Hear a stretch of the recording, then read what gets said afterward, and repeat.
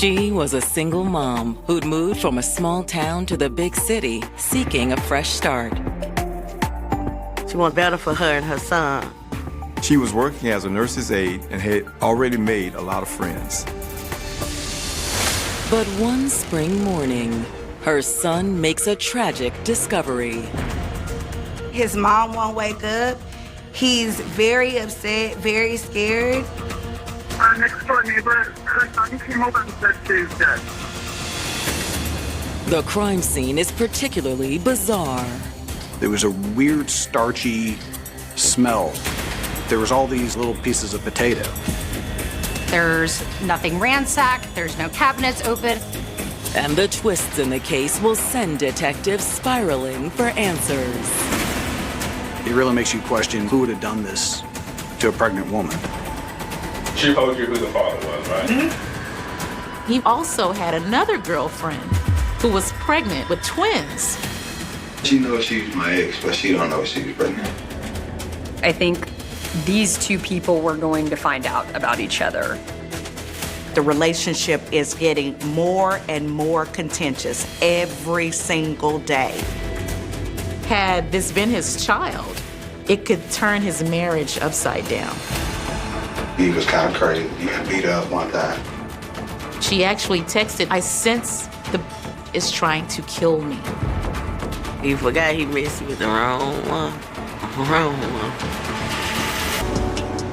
April 14th, 2017. It's Good Friday in Arlington, Texas, a large, affluent suburb nestled right between Dallas and Fort Worth. It's a very family-oriented city. It's not as busy as Dallas, but it still has its own energy. Today, many Arlington residents are already off work, preparing to celebrate the Easter weekend with their families. There's lots of shopping, lots of getting your outfits together, lots of getting your meals together. But the festive atmosphere takes an unsettling turn when a 911 call comes in to Arlington Police. Hi, we have our next door neighbor. We need an ambulance. Her son came over and said she's dead. You believe his mother was dead? Yeah. The son, who is 8 years old, told her his mother is not moving, she's bleeding. His mom won't wake up. He's very upset, very scared. His mom is 25-year-old Kenesha Walker. 25-year-old Kenesha Walker and her son had only been living in Arlington for 8 months. Kenesha was originally from a small town in Mississippi. She got ready to leave and move to Texas because she said she wanted better for her and her son. She found a good job as a nurse's aide, moved into a nice townhouse, and really seemed to be thriving. She had a lot of friends. She was like my angel child, really my angel. However, nothing was more important to Kenesha than being a mom. Kenesha and her son had been through a lot together. His father was murdered 4 years earlier, but she was determined to give him a good life. Hey, Mama. Hey. You ready for school? Yep. She raised him right. He was a good mannered child.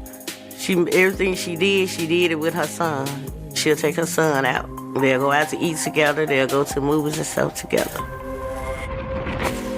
After moving to Arlington, Kenesha also reconnected with an old flame, 27-year-old Keith Haynes, who was living in the nearby city of Plano. Kenesha and Keith dated on and off throughout their high school years in Mississippi and remained in touch over social media ever since. I can't wait to show you all the best spots around here. Keith had moved there 4 years earlier to work with the Dallas County Sheriff's Office. He was working as a courtesy patrol officer. So it only made sense that the two would rekindle their prior romance when they were back in the same city. Pick me up at 8. All right, I'll see you then. They came from a very small town, and so when you move to DFW, which is a very big place, knowing somebody from your hometown was probably very easy. But now, police are en route to Kenesha's home after receiving an alarming 911 call from her neighbor. Her son came over and said she's dead. You believe his mother was dead? Yeah. When police arrive at Kenesha's residence, they cautiously make their way inside. Everything is neat. There's nothing out of place. Everything looks normal. There's nothing ransacked. There's no cabinets open. There didn't appear to be any sort of forced entry in the home, and it didn't look like the house had been rummaged through. But in the primary bedroom, investigators locate Kenesha. She's laying in bed with the covers pulled all the way up to her neck. She's been shot in the back of the head. They figured that she had been asleep and had no way of defending herself or being aware that the shot was happening. Detectives are perplexed by the strange scene before them. There was a weird, starchy smell, like gunpowder and wet French fries. There was all these little pieces of potato. There are potato pieces scattered not only all over the room, but on top of her in the blanket. And when investigators pull back the blankets covering Kenesha's body, they make a tragic discovery. They realize she's also pregnant. She was clearly 7-8 months along. Sadly, there's no chance of saving her unborn baby either. It really makes you question who would have done this to a pregnant woman. 25-year-old single mother Kenesha Walker was making a beautiful life for herself and her son in their new Texas home. She was working as a nurse's aide and had already made a lot of friends. She'd also reconnected with her old high school flame, Keith Haynes. I can't wait to show you all the best spots around here.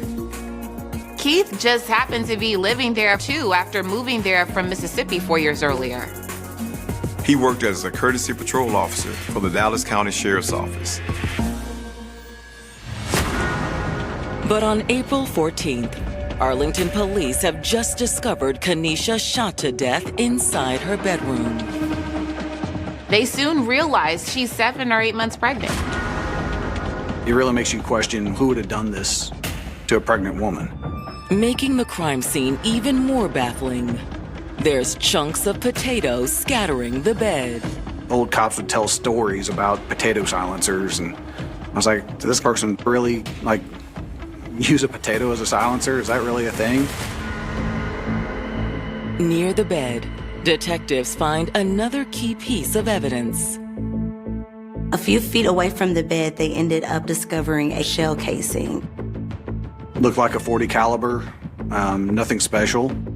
Investigators do a sweep of the entire apartment and confirm that nothing of value has been stolen. A purse, her wallet, all that was still on her kitchen table. Her money, her credit cards and stuff, bank cards. However, one thing is missing from the apartment. There's no sign anywhere of Kenesha's cell phone. Police immediately worked on processing a warrant to get access to her phone records.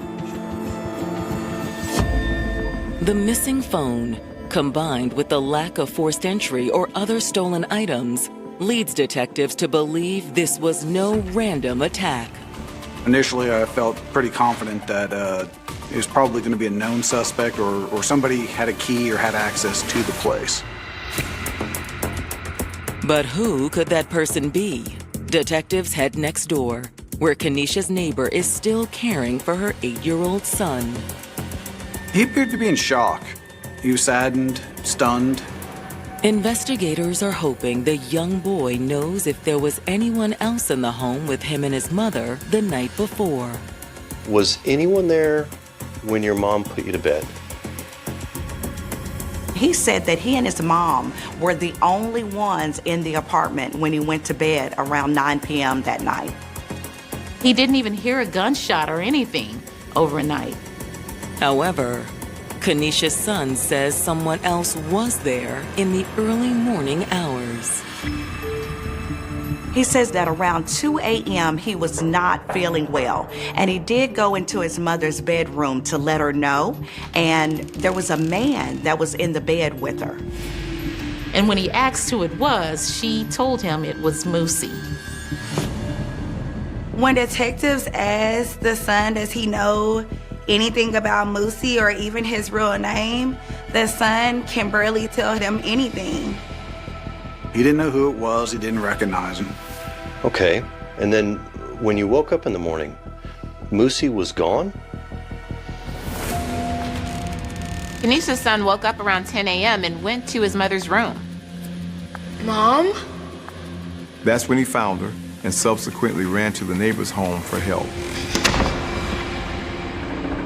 To detectives, it seems very possible that Moosey could be behind Kenesha's murder. But who is he? Before investigators can continue trying to answer that question, they have the grim task of contacting Kenesha's mother. She was still living back in Mississippi. Miss Bagley, I'm afraid I have some terrible news. They said your daughter was murdered. Then I said, what? I said, no, not my baby. She did not get in no trouble at all, period. I was nervous and shaking. I said, no, this cannot be true. I said, not Kenesha. I started telling her, what happened to her daughter and if she knew of anyone that could have been harming her daughter. And she said, no, not really. Everyone loved my daughter. She had no enemies. I asked her if she'd been in a relationship, and she said nothing current. Nothing she told me about. Alicia knew her daughter was expecting, but she doesn't know who the father is. She does admit that Kenesha's very private about her personal life and doesn't provide her with a lot of insider information as to who she's dating. But when detectives mention the name Kenesha's son provided, the name of the man he saw his mother with shortly before she was killed, it jogs Alicia's memory. They said, you know anybody nicknamed Moosey? I said, yeah. My heart just dropped.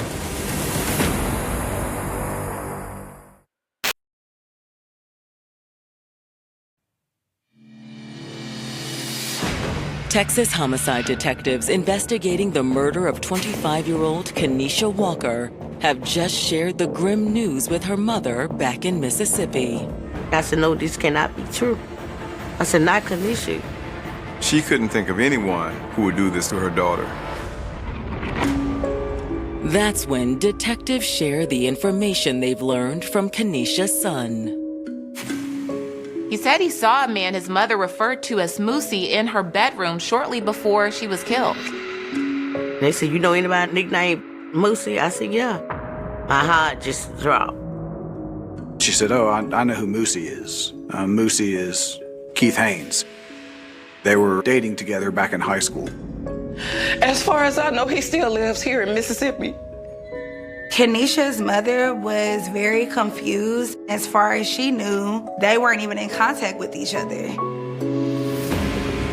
In hopes of learning more about Keith Haynes, detectives run his name through their database and confirm he's currently living in the nearby city of Plano. They find out that he works for the Dallas County Sheriff's Department as a courtesy patrol officer. So police are wondering, someone who actually works for the state and the police department, would he actually do something like this? But before detectives can reach out to Keith, someone else arrives at the station to speak with them. The young woman is a close friend of Kenesha's named Ava Nelson. Ava explains that she'd been with Kenesha earlier that evening before she was killed. So she was at your house last night to wash her clothes. Were you there when she got there? No, I was at the nail shop. When I got there, she was laying across the couch, like normal. Y'all had a small conversation, I'm assuming. Nothing out of the ordinary. Nothing. She was on her phone. She was on Snapchat, looking at the different stuff.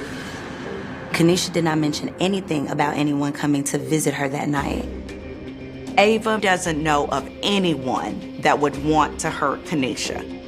However, when detectives broach the subject of Kenesha's pregnancy, Ava does know who the father is. She told you who the father was, right? Mm-hmm. What's his name? Keith Haynes. However, despite the baby and Kenesha's history with Keith, Ava doesn't really think the relationship was all that serious. She never speak on him. I guess it was just a fling. So they just kind of hooked up or something like that? She said that Keith also had another girlfriend who was pregnant with twins at the same time and due the same week as Kenesha. He was in a long-term relationship with a different woman. But Ava doesn't know the woman's name or how to get in contact with her. He was staying with the girl out here. He's been with her a long time. I don't know anything about her. Police determined that this is a very volatile situation, and it could definitely be a motive for murder.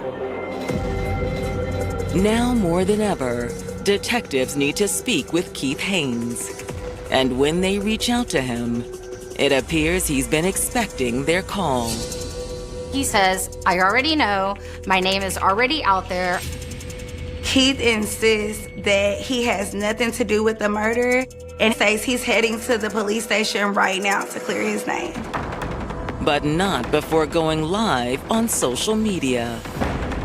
I started getting notified by other detectives that Keith Haynes was on Facebook Live going off on a rant about how his name was being brought up in this murder.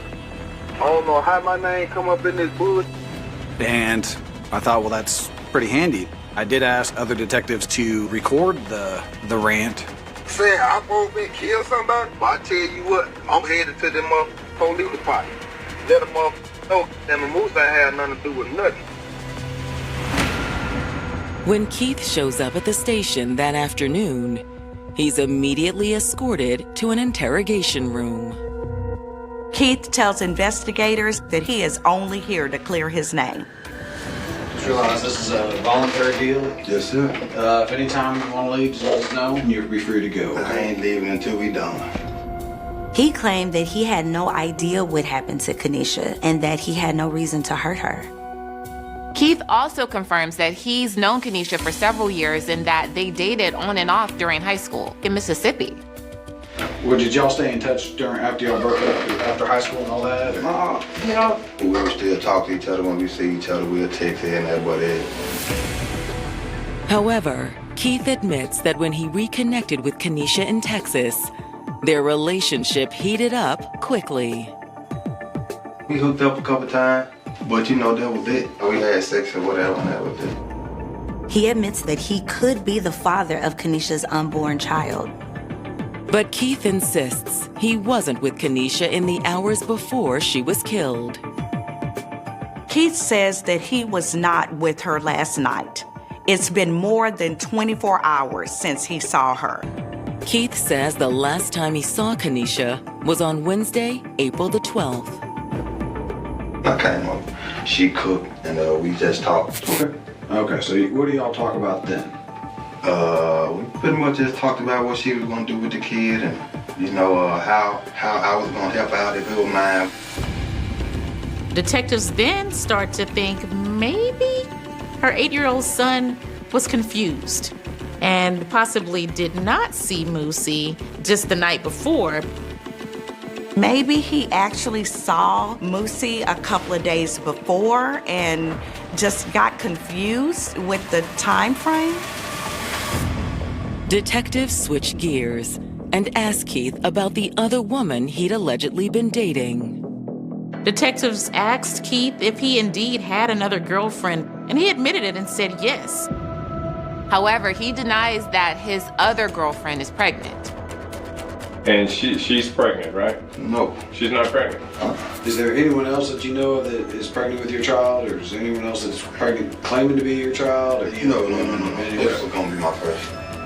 Keith concedes that he hasn't been honest with his girlfriend regarding his relationship with Kenesha. Does she know anything about Kenesha? Yeah, she knows she's my ex, but she don't know she was pregnant. And she doesn't know you've been messing around with her? But Keith says he isn't the only one who's been playing the field. He says that Kenesha was also involved with some married white guy. He was kind of crazy. He got beat up one time.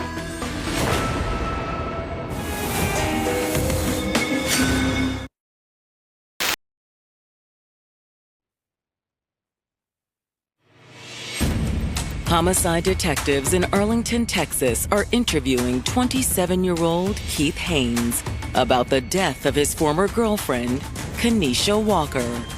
Kenesha was 8 months pregnant when she was killed, and it's possible Keith was the father. But Keith tells detectives he's not the only man they should be looking at. He says that Kenesha was also involved with some married guy. Who's the other guy? That I don't know. She just told me the white guy. See, she was secretive. Keith didn't know the white man's name. He just knew that Kenesha mentioned that it could have been his baby or it could have been Keith's. However, Keith says Kenesha was reluctant to tell the other man he could be the father. He was kind of crazy. He got beat up one time. She had not let him know that she was pregnant because she didn't know how he would react. I was like, well, you got to tell him. So the last time we talked about telling him was actually a Wednesday. She told me that she was going to tell him. To detectives, this sounds like a perfect storm of a motive. After Kenesha disclosed her pregnancy, he could have become upset and, knowing how domestic violence escalates, killed her. When there is a new baby coming into your life, if you are a perpetrator of domestic violence, you are going to be losing power and control in one way or another. Had this been his child, it could turn his marriage upside down. Did he murder her to save his marriage? However, before detectives shift their focus to their new suspect, they need to clear Keith. Wednesday was the last time I saw him. What did you do Thursday? I didn't do nothing because I was home all day.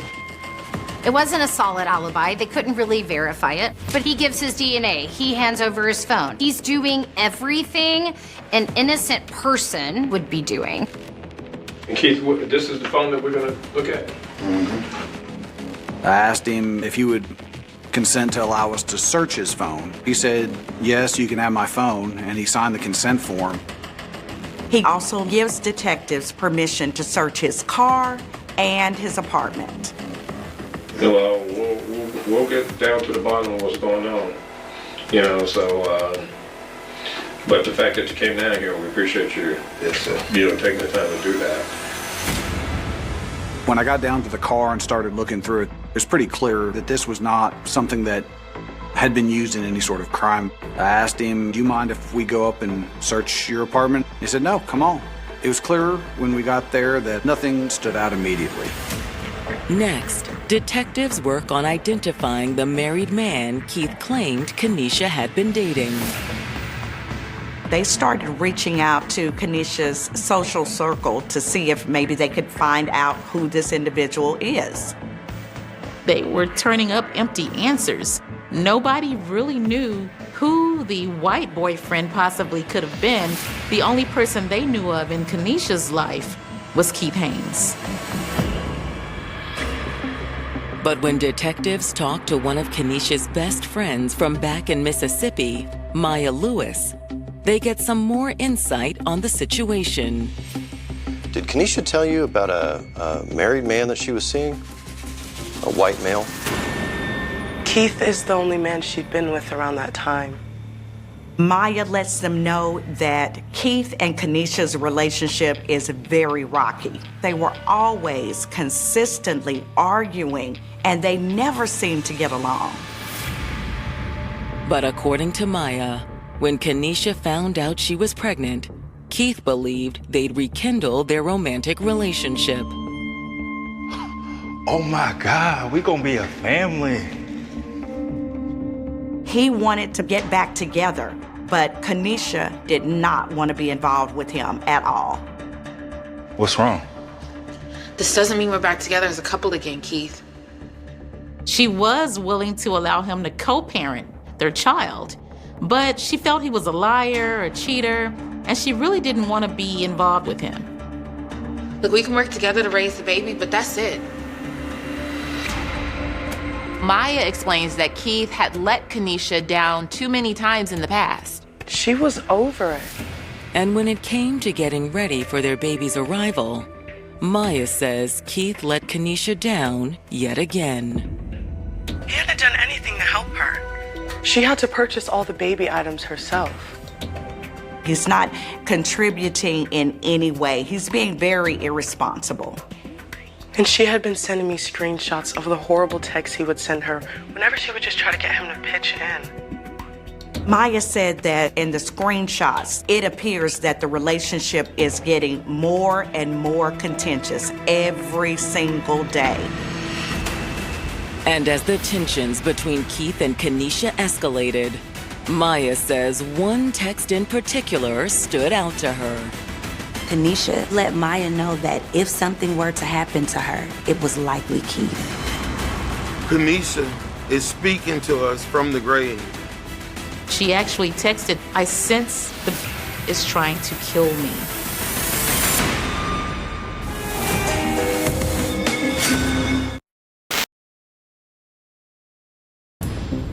In speaking with one of Kenesha Walker's best friends, Arlington detectives have learned that Kenesha sent a chilling text message just 2 weeks before she was killed. Kenesha let Maya know that if something were to happen to her, it was likely Keith. She actually texted, "I sense the is trying to kill me. If I come up dead, please show police this." Kenesha signed off the text message with a hashtag main suspect. I wish I could have done more to help her. She goes, "I think it was her way of telling me that something's up with Keith and she felt concerned about him." And when Maya shares the screenshots with detectives, they agree. In the text messages, it is clear that Keith is really pushing for a relationship with Kenesha, but she lets him know that she doesn't have time for games or fooling around. She basically let him know that she did not want him in that way. The text messages grew more and more aggressive. It became clear to detectives that Keith had not been on the up and up with them. Not only did Keith mislead detectives into thinking he and Kenesha were on friendly terms, but it appears he also lied about the other man she was supposedly dating. As if that's not incriminating enough, when Kenesha's cell phone records come in, detectives make even more disturbing discoveries. The text messages on Keith's phone aren't matching up with the text in Kenesha's phone records. Keith had seemed really forthcoming when he came to the station. He even let detectives go through his phone. But it turns out he deleted a bunch of messages between him and Kenesha from the night of the murder. Keith had told detectives that he had last seen her on Wednesday night. But the text messages showed that Keith had been texting her on Thursday, April 13th.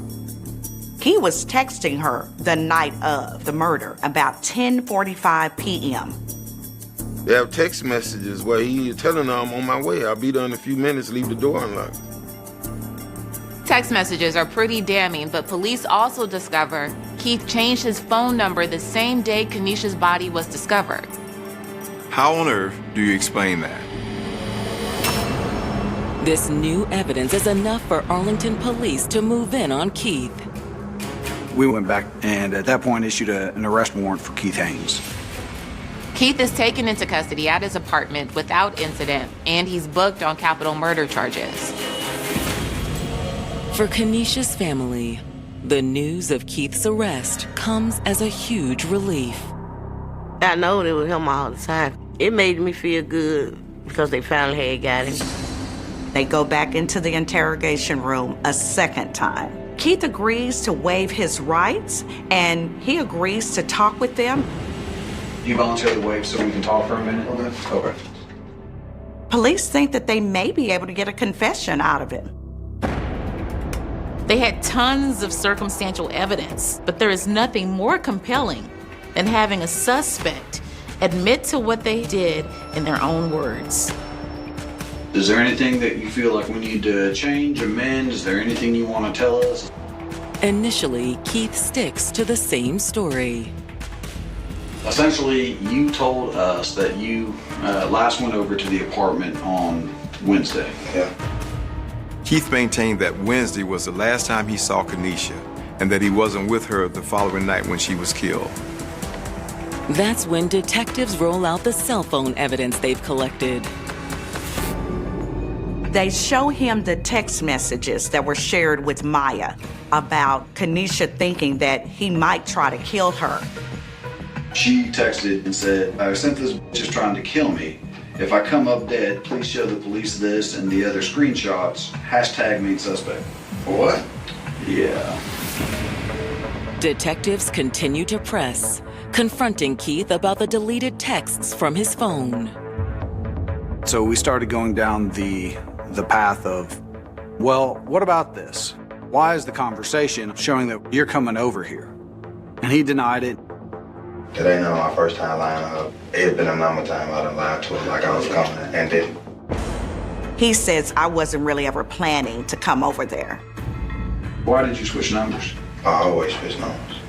Well, why did you pick Friday? It wasn't the reason why I just picked it. I just changed it. I mean, you have to understand, Friday morning is when we found Kenesha, right? Right, but that ain't got nothing to do with that, dog. That's just a coinkydink. I mean, everything I confronted him with, which clearly showed that he had done the offense, he just continuously denied. The more evidence police present to him, the more it seems like Keith is trapped in a web of his own lies. Keith, if you've lied to us before and you want to talk to us about something, let us know. But will he finally come clean and admit to killing Kenesha? If you got an explanation, tell me.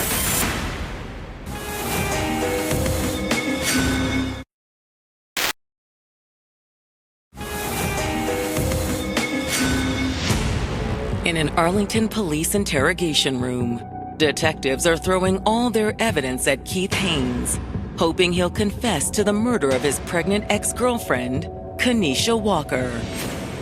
As detectives continue to pick apart Keith's story, the more it seems he's running out of ways to explain it all away. Like I say, just piecing it together. You have to understand, just from right there, that seems kind of suspicious, right? And I promise you I can understand that, but I wasn't there. In addition to the deleted text of Keith saying he was heading over to Kenesha's house on the night of the murder, detectives also had the GPS data from Keith's phone. The GPS data shows he left his house around 11 p.m. and arrived at Kenesha's house at midnight. He doesn't leave until 4 a.m. Police believe Kenesha was killed around 3 a.m., so Keith had every opportunity to commit this crime. I was asking him, since we first talked, you said that you stayed in your apartment all night. Well, why is your phone showing GPS coordinates outside of this area? That would be her house. You're sending that text message saying I'll be there in 40 minutes, and we pull the GPS coordinates in your phone, and about 40 minutes out, you're here? Now, is that a coincidence? That's wrong, I tell you that, because I didn't go anywhere on Thursday. Keith, how do you explain that? To be honest with you, I can't even explain it. Like, I don't even know if that's true or not, to be honest with you. This is coming off the GPS from your phone. I can't make this up. If you got an explanation, tell me. I mean, I don't. Again, everything was just deny. He's still sticking to his story. We're not playing games with you. We've showed you everything, the conversations and all that. Right now, what I'm asking you to do is explain it. Explain the truth to us. I don't know what truth you're trying to say, and like I said, I did not kill Kenesha Walker. No matter how many holes police poke in Keith's story, and no matter how much pressure they apply, he still refuses to confess to the crime, and eventually just stops talking. I ain't got nothing else to say. I told y'all what I had to say.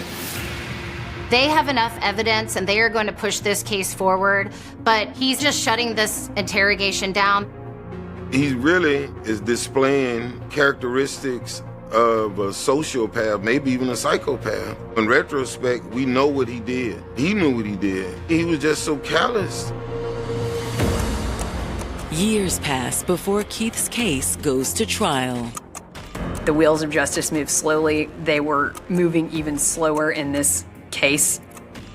We had been delayed because of COVID and some other snags with the case. Like every year they'll constantly postpone it. My grandson, he was mad. Prosecutors also hope the passage of time won't impact Kenesha's son's memory of the events leading up to her murder.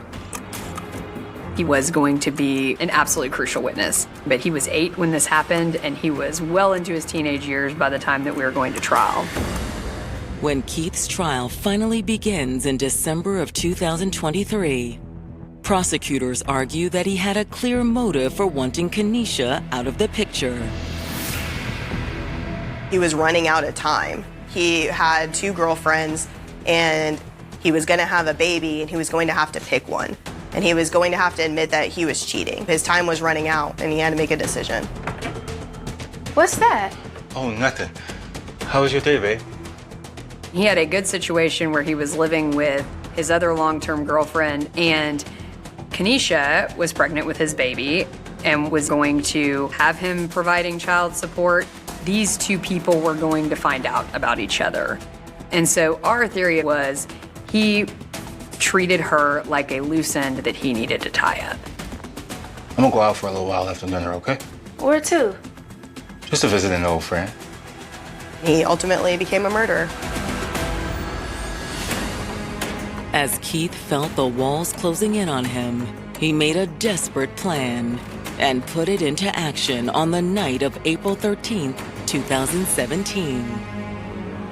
Prosecutors say Keith texted Kenesha that night to let her know he was on his way over and to leave the door unlocked for him. We'll never really know why Kenesha agreed to let Keith come over that night. Perhaps she thought they were just going to discuss their co-parenting relationship. She had already that gut feeling that this was not the guy for her, but he was going to be the father of her child. And it was that little piece in my mind why she left that door unlocked. I think she felt comfortable. They knew each other from high school. They had a previous relationship.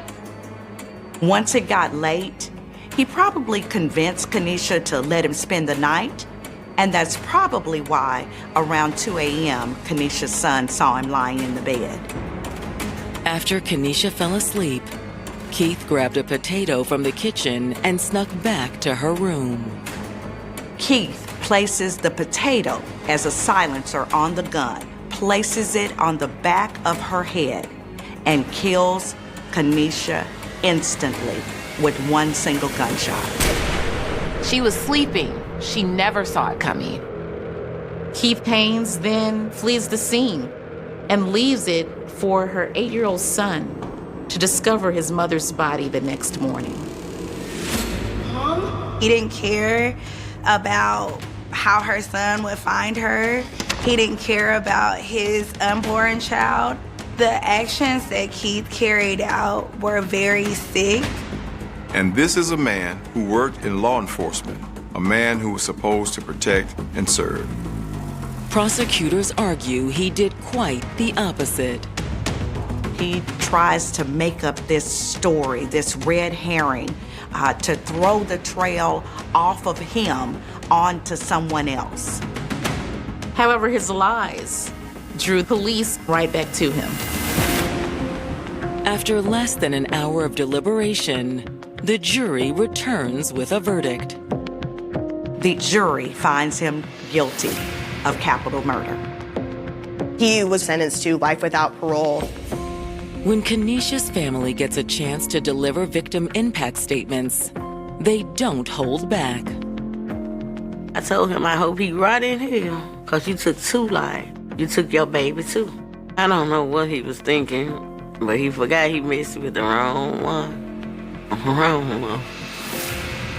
I was glad to get the guilty verdict. It just seemed like it was very cathartic that all that work back then finally paid off. But even finally getting justice doesn't heal the trauma that Kenesha's loved ones must live with every day. I hate, but no, I can't. It ain't gonna bring her back. But I get in my dark moments, I be crying a lot. Mm-hmm. This case really is a travesty. It was hard to really articulate the wrongness. Not just Kenesha, young, beautiful, full of life, whole life ahead of her, you know, with ambition, goals, and, you know, with the drive to succeed. What stands out most to me about this case is just the life that Kenesha wanted for her children. She really wanted to make sure that they had a great life.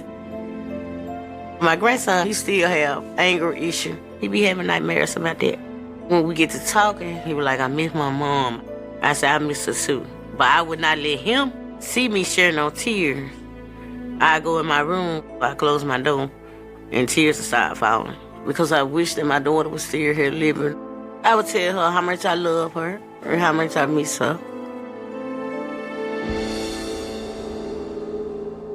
There are murders that shock a city for a few days, murders that dominate newspaper headlines for a week, and then there are murders that refuse to disappear, even when almost everyone connected to them is gone. On the morning of June 28th, still 1967, in the Eastern District of Bristol, England, police were confronted with a crime that would remain unanswered for nearly 6 decades.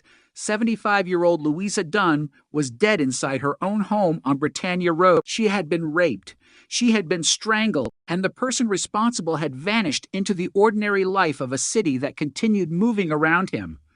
For investigators in 1967, there was a palm print on a window, physical evidence preserved from the scene, statements from witnesses, and thousands of questions. But there was no name, no arrest, no confession, no courtroom. The investigation became one of Britain's most enduring cold cases. Then, 58 years later, science reached backward through time. Evidence that had been collected when Louisa was alive only in photographs and memories was examined again with technology that did not exist when she died. A blue skirt that had remained in police custody for decades became the center of a forensic breakthrough. A DNA profile was extracted. It was compared against a national database, and suddenly the past had a name. Ryland Headley. In 1967, he was a young man. In 2024, he was 92 years old. Between those 2 points lay a lifetime, a family, jobs, homes, years of freedom, and a secret that investigators now believed had followed him for almost 60 years. But before the DNA, before the arrest, before the courtroom, there was only Louisa Dunn, a 75-year-old woman whose final night began like countless ordinary nights and ended in one of the most disturbing crimes Bristol had ever seen. Louisa lived alone. She was a mother of 2 and had been widowed twice. She was part of the fabric of her neighborhood, an older woman living in a terraced home in Easton in a period when doors, windows, and familiar streets could still create an illusion of safety. That illusion was shattered inside her own house. According to evidence later presented in court, Louisa was last seen alive at around 10:30 p.m. on June 27th. Sometime during the night, an intruder entered the property. Investigators concluded that a window had been forced open. The attacker reached Louisa inside the place where she should have been safest. The violence was devastating. A post-mortem examination determined that she had died from asphyxia caused by strangulation and pressure over her mouth. A scarf was found behind her head, and the pathologist recorded injuries consistent with force being applied to her mouth and neck. The details were horrifying, but investigators had something else to consider. Someone had entered the home. Someone had attacked an elderly woman. Someone had left behind evidence. And somewhere in Bristol, the killer was walking free. The following morning, Louisa was discovered. The news moved rapidly through the neighborhood. A quiet street had become a crime scene. Police officers entered the house and began documenting everything. They photographed the rooms. They examined the windows. They collected clothing and other material that might later become important. One particular piece of evidence immediately attracted attention. A partial palm print on a window at the rear of the house. It was an invisible promise from the killer to the future. Investigators did not know that at the time. They only knew that a hand had been there.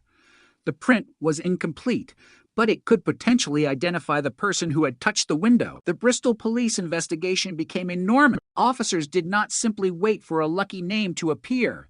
They worked through an extraordinary number of potential comparisons. According to evidence later reported, palm prints were taken from approximately 19,000 men and boys in an effort to find a match. Imagine the scale of that operation. Thousands of hands, thousands of records, thousands of comparisons. Yet the killer remained unidentified. The print stayed unmatched. The years began to move. 1968 became 1969. The decade changed. Bristol changed. Britain changed. Technology changed. People who had been young in 1967 grew old. Children became adults. Families moved away. Witnesses died. Investigators retired. But Louise's case remained in the files, and somewhere inside those files was the physical evidence that would eventually transform everything. The most remarkable element of the case was that the evidence was not lost.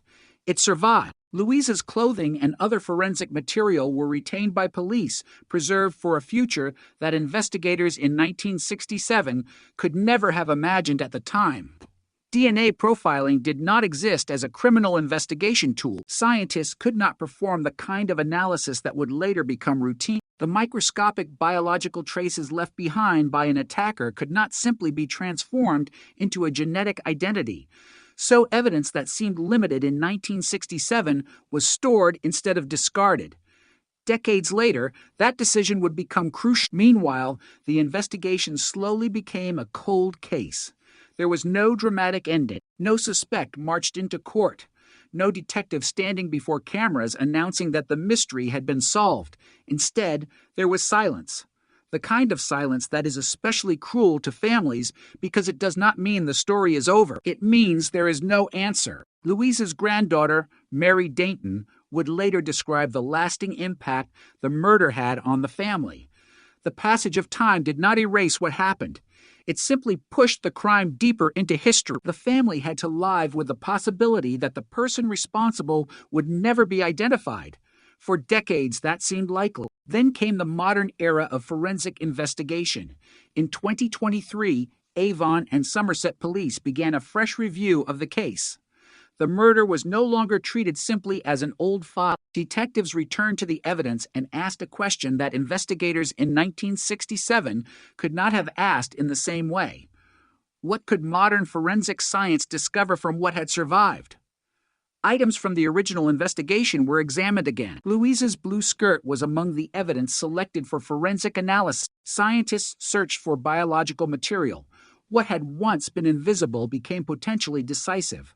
A full DNA profile was obtained. The result was not a vague clue. It was a forensic link. The DNA recovered from the clothing was compared with profiles held by police, and the comparison produced a match to Ryland Headley. Suddenly, a name existed where there had been only a question mark for 58 years. But there was something even more astonishing. Headley's DNA was already on the national database because police had taken a sample from him following an unrelated incident in 2012. He had not been charged in that matter, yet the sample remained. A database entry created decades after Louise's murder had now become the bridge connecting a 92-year-old man in Ipswich to a crime scene in Bristol from 1967. Investigators had not found the suspect by searching the streets of 1967. They had found him through evidence that had survived into the 21st century. But DNA was not the only connection. The old palm print was still there. For decades, it had resisted identification. Previous efforts had failed to produce a match, but when Headley was arrested in November 2024, police obtained his palm prints. Experts compared the new print with the partial impression recovered from Louise's home. The result was another extraordinary link. 4 fingerprint experts concluded that the palm print from the scene belonged to Headley. More than 25 characteristics were identified as corresponding. The evidence was beginning to form a chain. DNA connected Headley to biological material recovered from Louise's clothing. The palm print connected his hand to a window at the house, and historical records placed him in Bristol at the time of the murder, living roughly 1.5 miles from Louise's home. The man investigators were now looking at was not a stranger who had appeared from nowhere. He had been living in the same city. He had been part of the same physical landscape. In 1967, he was 34 years old. The case had suddenly moved from the realm of history into the present. Yet there was another disturbing piece of information waiting in Headley's path. 10 years after Louise's murder, in 1977, 2 elderly women in Ipswich were attacked in their homes. Both were raped. Both were elderly. Headley was later convicted of those offenses and served a prison sentence. The similarities were significant enough that prosecutors successfully argued for the previous convictions to be presented to the jury in the Louisa Dunn case. The attacks from 1977 did not by themselves prove what happened in Bristol in 1967, but they formed part of the evidence surrounding the man whose DNA had now emerged from Louisa's preserved clothing. The mystery that had survived 58 years was no longer faceless. Investigators had a suspect. They had forensic evidence. They had an old palm print. They had historical records. And they had a case that had suddenly come alive again. In November 2024, police officers went to Headley's home in Ipswich. He was 92 years old. The distance between that front door and the night of June 27th, Sill 1967, was almost impossible to comprehend. 58 years had passed. Generations had changed. The original investigators were gone. Louisa was gone. Many witnesses were gone, but the evidence had waited. And when officers confronted Headley, the question that had haunted Bristol for decades finally had a target. The old cold case had entered a new and shocking chapter. For the first time since Louisa Dunn was found dead, investigators were no longer asking who could have killed her. They were asking whether the 92-year-old man standing before them was the man whose palm print had been left on her window and whose DNA had been preserved on her clothing since 1967. The answer would soon be decided not by memory, not by rumor, and not by the passage of time, but by evidence that had survived longer than almost everyone who had once known the case. The investigation had crossed a line that seemed impossible in 1967. The past had finally caught up with the present, and the name written into the case file after 58 years was Ryland Headley. The name Ryland Headley had now entered the case, but a name alone could not explain what happened inside Louisa Dunn's home on that summer night in 1967. For investigators, the challenge was no longer simply identifying a possible suspect. It was proving, with evidence that could withstand decades of scrutiny, that the man now standing at the center of the investigation was connected to the crime. The murder had happened almost 60 years earlier. Memories had faded. Witnesses had aged. Some had died. The original detectives were no longer available to answer questions about decisions made at the scene. Even the language of forensic science had changed dramatically since the night Louisa was killed. Yet the physical evidence remained. That was what made the case so extraordinary. The killer had disappeared into ordinary life, but he had not managed to erase every trace of himself. On Britannia Road, investigators in 1967 had worked with the tools available to them. They photographed the house. They examined the entry point. They searched for fingerprints and palm impressions. They collected clothing and other objects that might contain evidence. They recorded injuries and preserved material that, at the time, could reveal only so much. The science of DNA profiling was still years away. There was no national system capable of taking an unknown biological sample and producing the kind of genetic profile that modern detectives could use, so the evidence had to wait. The blue skirt belonging to Louisa was among the items retained from the original investigation. For decades, it was simply another piece of evidence connected to a murder that had never been solved. Then technology changed. In modern forensic laboratories, biological traces can sometimes reveal information that earlier generations of investigators could not even imagine extracting. Microscopic material can become a genetic profile. A profile can become a database search, and a database search can turn an unidentified offender into a person with a name, an address, and a history. That chain of events began to unfold when Avon and Somerset police reopened their examination of Louisa's murder. Detectives knew they were working against time. The longer a cold case remains unresolved, the more difficult it becomes to reconstruct the circumstances surrounding it. But time has another side. Sometimes it preserves evidence. Sometimes a sealed exhibit survives untouched, while the world around it changes completely. The blue skirt became one of those surviving pieces of the past. Forensic scientists examined the material and searched for biological traces. The objective was simple, but enormously significant: determine whether anything remained that could belong to the person responsible for Louisa's death. The examination produced a DNA profile. That profile was then compared with records held by police. The comparison produced a result that transformed the investigation. The profile matched Ryland Headley. It was a moment that investigators in 1967 could never have anticipated. The man they had been searching for was not identified through the old mass collection of palm prints. He was not identified because a witness suddenly remembered his fate. He was identified because modern science could read information from evidence that had been sitting in police custody for decades. But the DNA match did not exist in isolation. It was accompanied by another piece of evidence that had been waiting just as long: the palm print. When officers first examined the rear window of Louisia's home, they found a partial impression. A hand had touched the surface. In 1967, investigators tried to use it. They took palm prints from approximately 19,000 men and boys in the search for a match. It was a massive effort, yet no identification was made. The print remained unresolved. Decade after decade, it stayed in the file as one of the most frustrating pieces of evidence in the case. Then, after Headley was arrested in 2024, police obtained his palm prints. Forensic specialists compared the new impressions with the old mark from Louisia's home.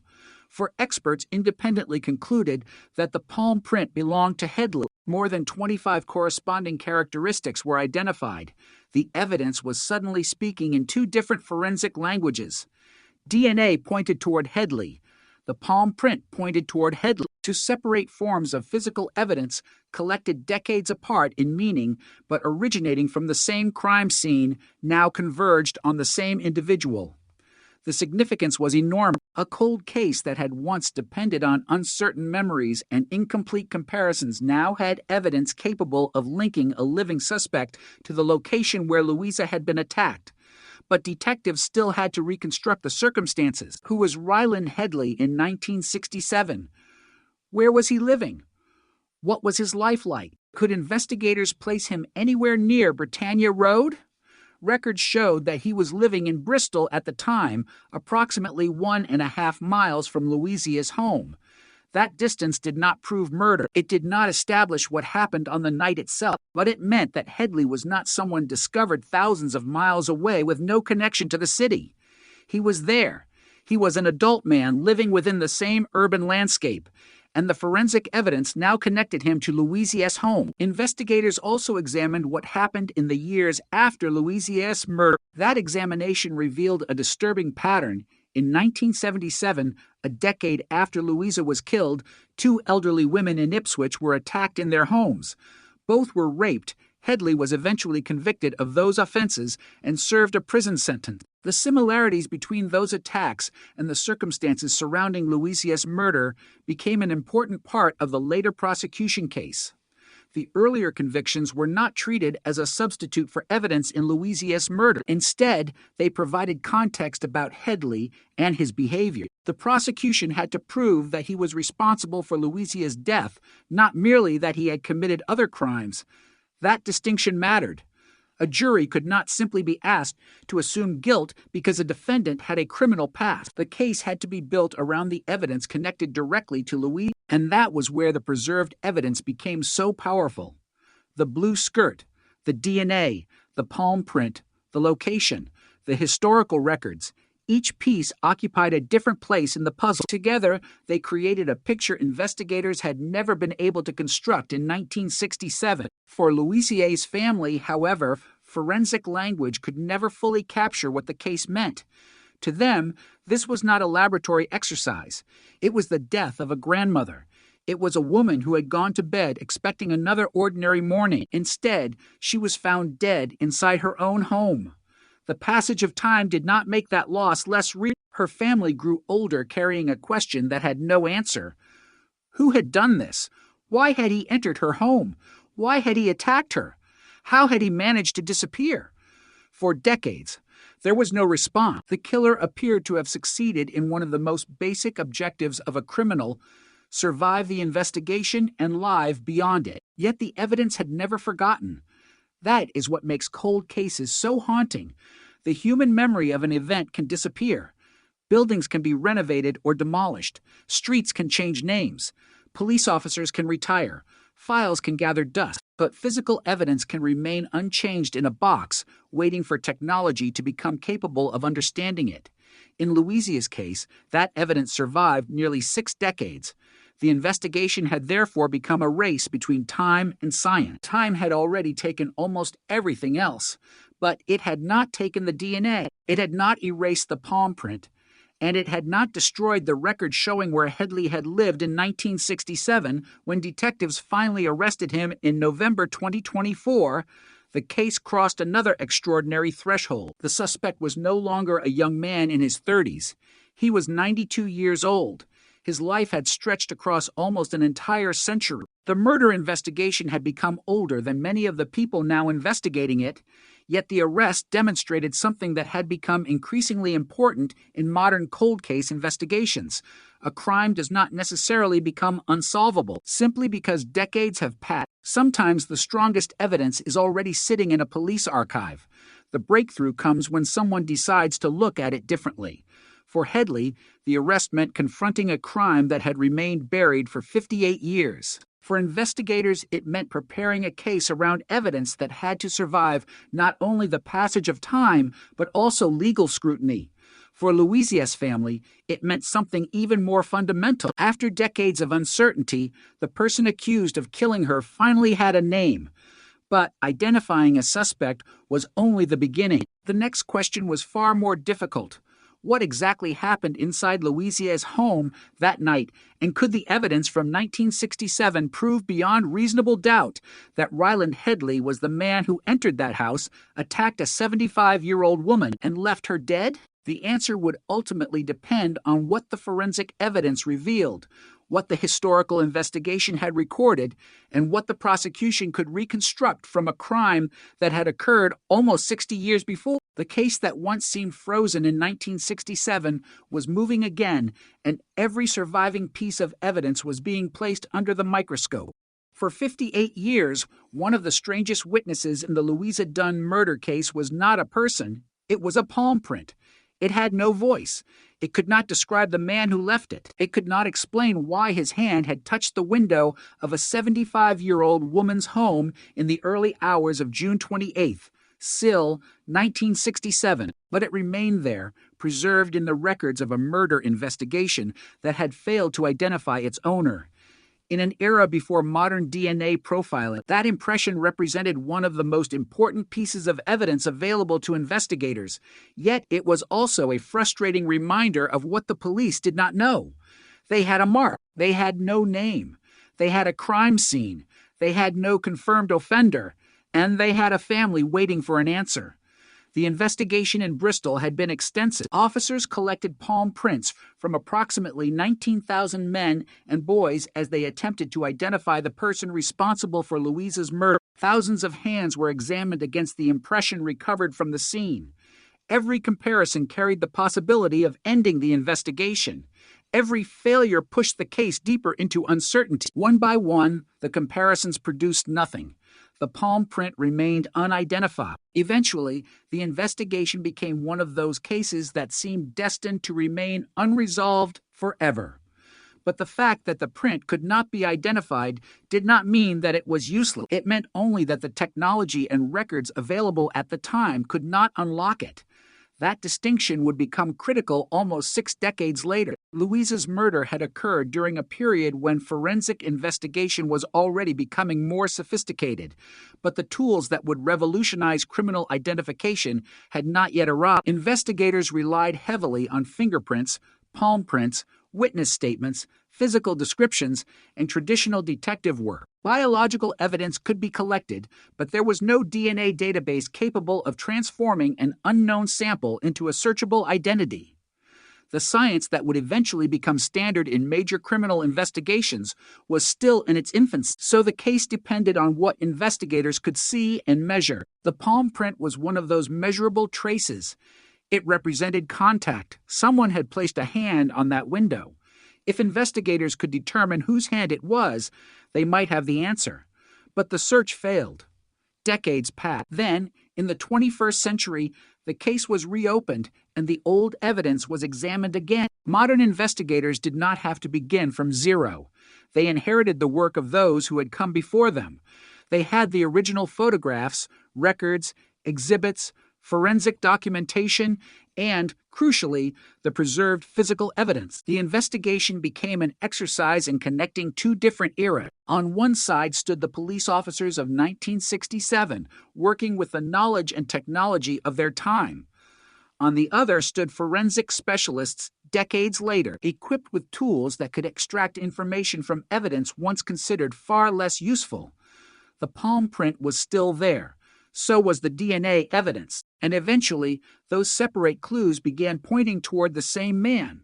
When Ryland Headley was arrested in November 2024, police obtained fresh palm prints from him. These were not impressions taken from a photograph or reconstructed from an old record. They were contemporary samples from the man investigators had identified through the DNA evidence.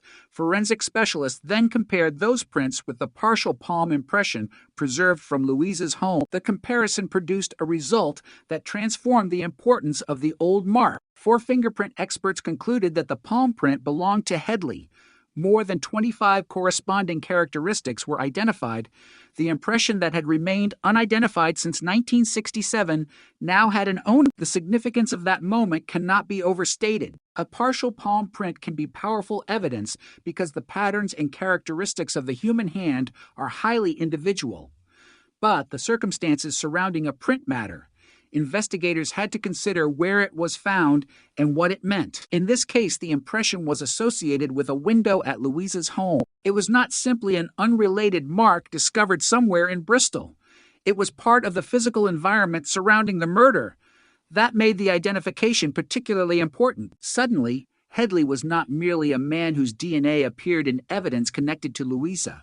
His hand was also connected to the property. The case was becoming a convergence of independent forensic evidence. But the investigation could not stop there.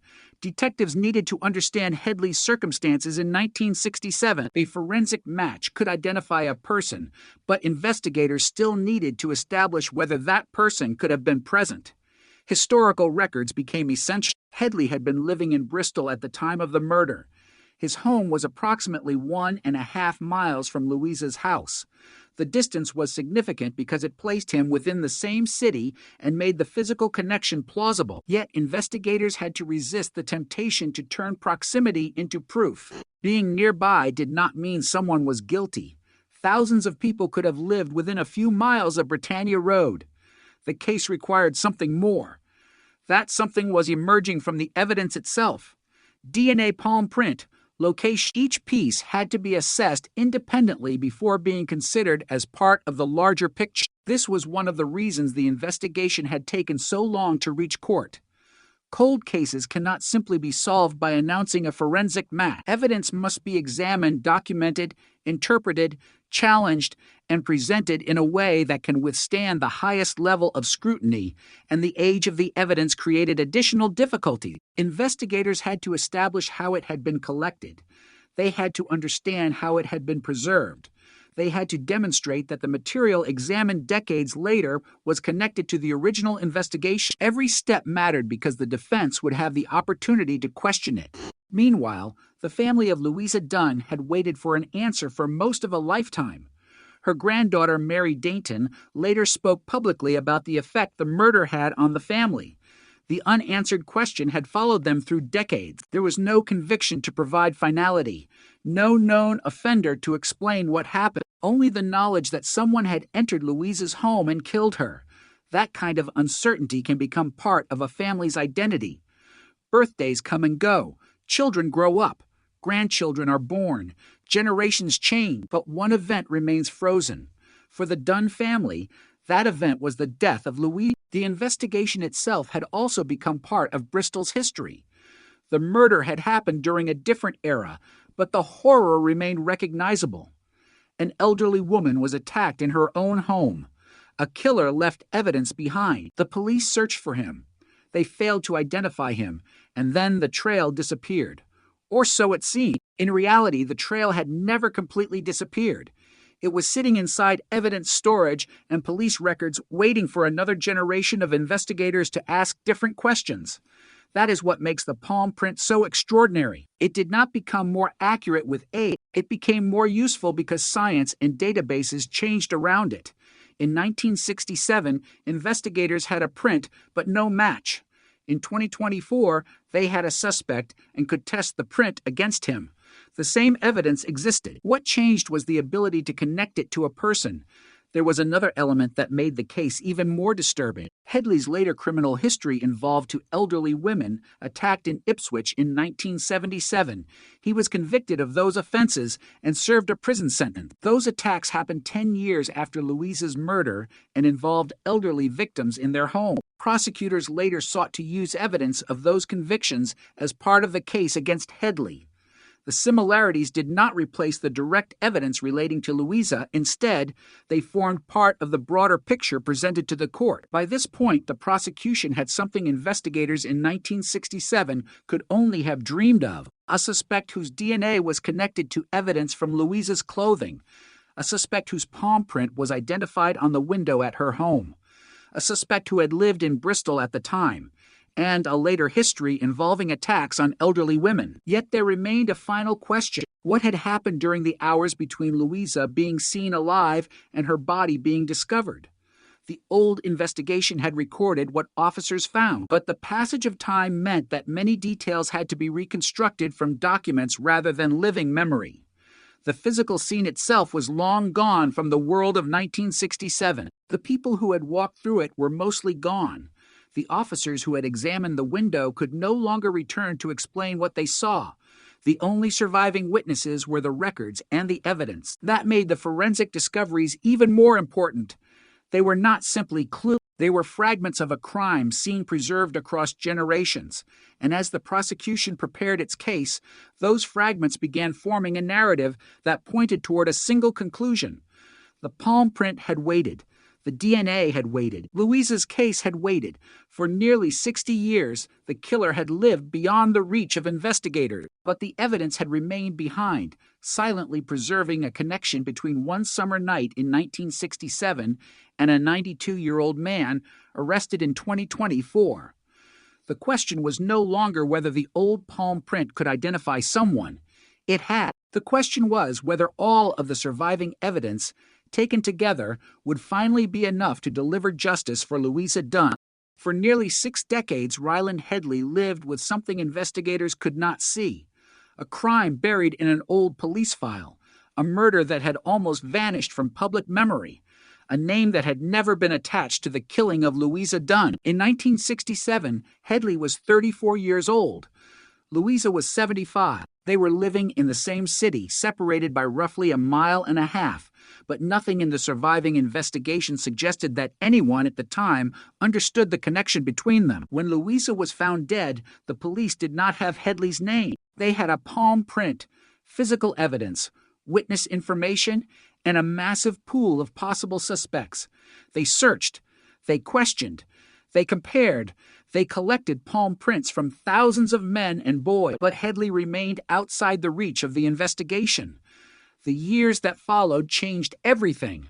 The city changed, the police force changed, the science changed, and Headley grew older. The murder of Louisa Dunn became a cold case, while the man investigators would eventually identify continued living his life. That contrast is at the heart of the case. For the Dunn family, June 1967 remained a wound. For the suspect, decades passed. He grew from a 34-year-old man into a 92-year-old pensioner. Somewhere along that journey, the investigation seemed to disappear behind him, but it never truly disappeared. The evidence was still there. The old palm impression remained in police records. Louisa's clothing remained preserved, and the investigation itself remained documented. What had disappeared was the ability to connect those pieces.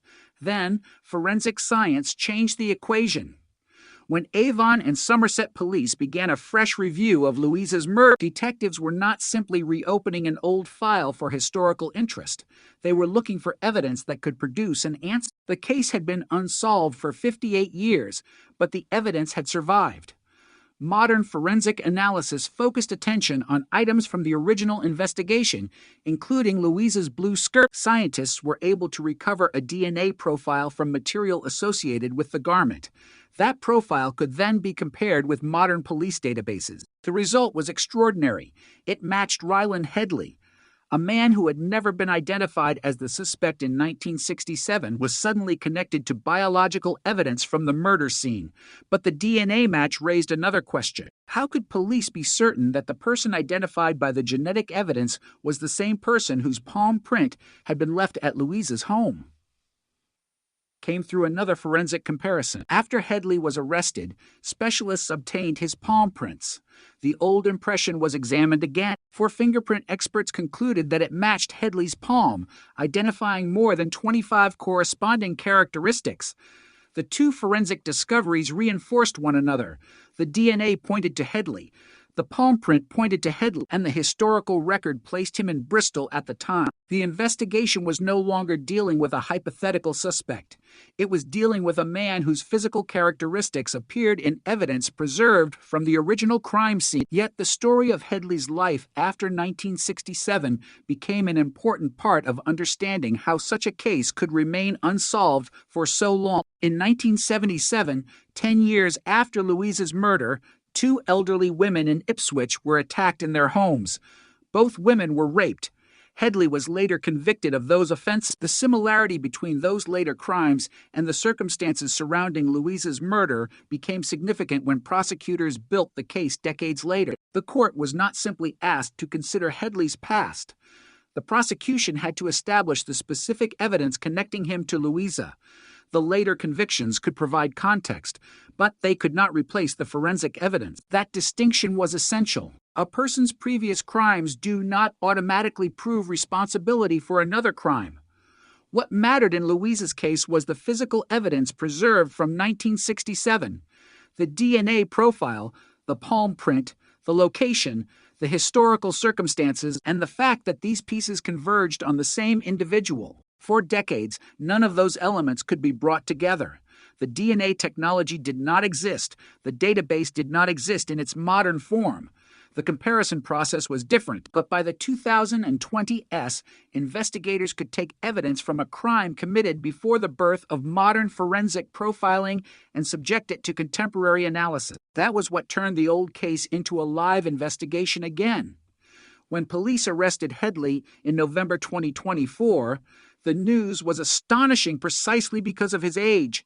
92 years old, the suspect was not the young man investigators had been searching for in the late 1960s. He was an elderly man who had lived through decades of British history, yet age could not erase forensic evidence. The passage of time could not make the palm print belong to someone else. It could not change the DNA profile recovered from Louise's clothing. The evidence had survived even though the suspect had grown old. For detectives, the arrest represented the beginning of the final phase rather than the end. A cold case solved in the investigative sense still had to be solved in court. The prosecution had to demonstrate that the evidence established Headley's guilt beyond reasonable doubt. Defense lawyers could challenge the forensic analysis. They could question the reliability of evidence collected in 1967. They could examine how exhibits had been stored and handled. They could challenge the interpretation of the DNA. They could scrutinize the palm print, and they could argue about what the evidence actually proved. Every detail mattered because a 58-year-old murder case carried an enormous burden of history. The prosecution was asking a jury to look backward almost 6 decades. The jurors had to consider a crime committed in a completely different Britain. They had to examine evidence collected before DNA profiling became part of criminal investigation. They had to evaluate forensic findings produced by modern laboratories and compare them with historical records. And they had to decide whether the evidence established that the man in his 90s sitting before them had been responsible for the death of a woman who was 75 years old in 1967.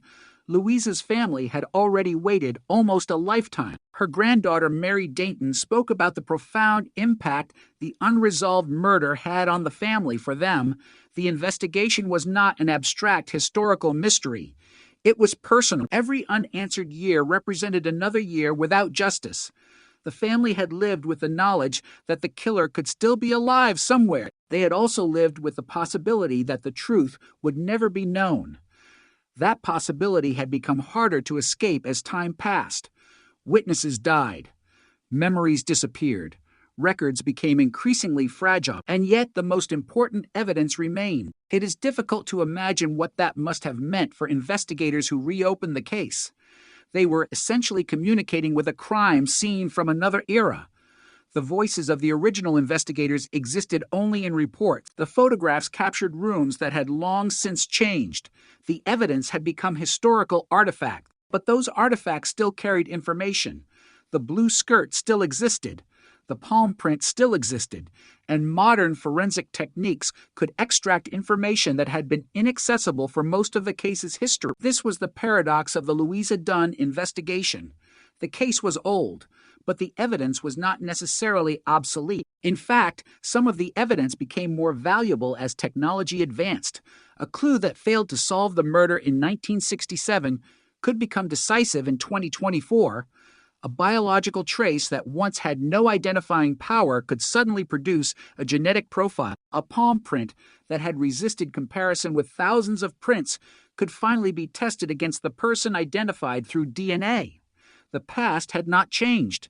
The evidence had not changed. The ability to interpret it had changed, and that difference was enough to reopen a case that had seemed permanently closed. As the prosecution prepared for trial, the story moved from the laboratory to the courtroom.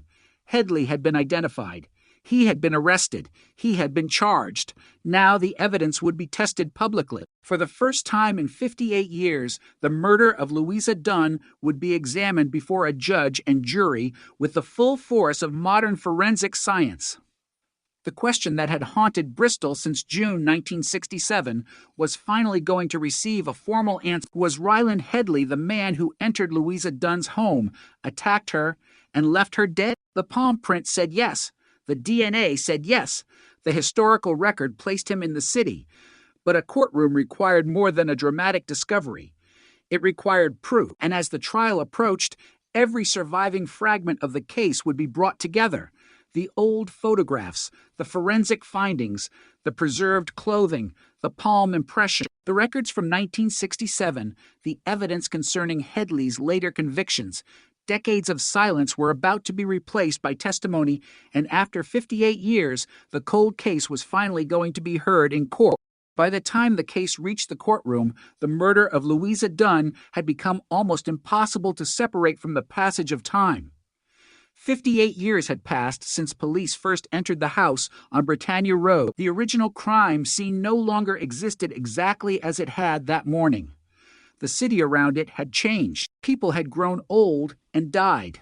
The detectives who had handled the investigation in 1967 were no longer standing in the witness box.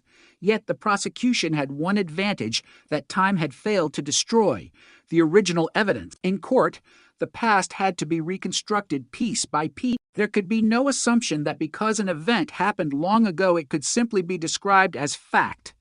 The prosecution had to take the jury back to June 1967 and establish what happened to Louisa, what investigators found, what evidence they collected, and how that evidence eventually led to Ryland Headley. Louisa Dunn was 75 years old. She lived alone in Bristol. On the evening of June 27th, she was seen alive at around 10:30 p.m. Nothing about that moment suggested that it would become the final known sighting of her alive. There was no warning that the night would end in murder. There was no indication that someone was about to enter her home. Then the hours passed. Somewhere during the night, the intruder entered. The evidence indicated that a window had been forced open. That detail would become crucial because the same area contained the palm impression that remained unidentified for decades. Inside the house, Louisa was attacked. The violence was severe. The post-mortem examination determined that she died from asphyxia caused by strangulation and pressure over her mouth. A scarf was found behind her head, and the injuries documented by the pathologist were consistent with force applied to her mouth and neck. The crime was not accidental. It was a violent attack that ended with Louisa dead inside her own home.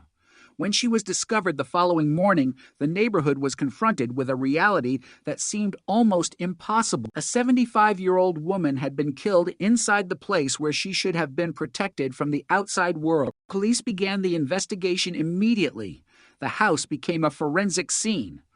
Officers documented what they could. The forced window became important. The position of objects was recorded. Louisa's clothing was preserved. Physical evidence was collected, and investigators searched for traces of the person responsible. At that time, a palm print could be enormously valuable. Unlike many forms of evidence, a palm impression could potentially provide a direct identification. But the print found at the scene was only partial. Investigators could not simply look at it and know who had left it. They needed a comparison, so they began an extraordinary search. Approximately 19,000 men and boys had their palm prints taken as police attempted to identify the person responsible. Imagine the scale of the operation. Thousands of people, thousands of prints. Each comparison represented another attempt to solve the murder, yet none produced the answer. The print remained unidentified. This failure did not mean that investigators abandoned the case. The murder remained a serious investigation, but the passage of time slowly reduced the number of available leads. Witness memories could become less reliable. People moved, circumstances changed. Potential suspects disappeared from the area. Eventually, the case entered the category that would later become known as a cold case. The term sounds clinical, but behind it was a family waiting for justice. Louisa's death was not forgotten by the people who loved her. Her granddaughter, Mary Dainton, would later speak about the effect the unresolved murder had on the family. The absence of an answer became part of their lives. There was no definitive explanation for why Louisa had been targeted. There was no confirmed identity for the person who had killed her. There was only the evidence and the knowledge that someone had escaped justice. Then, decades later, modern forensic science changed what investigators could ask of the old evidence. The blue skirt became particularly important.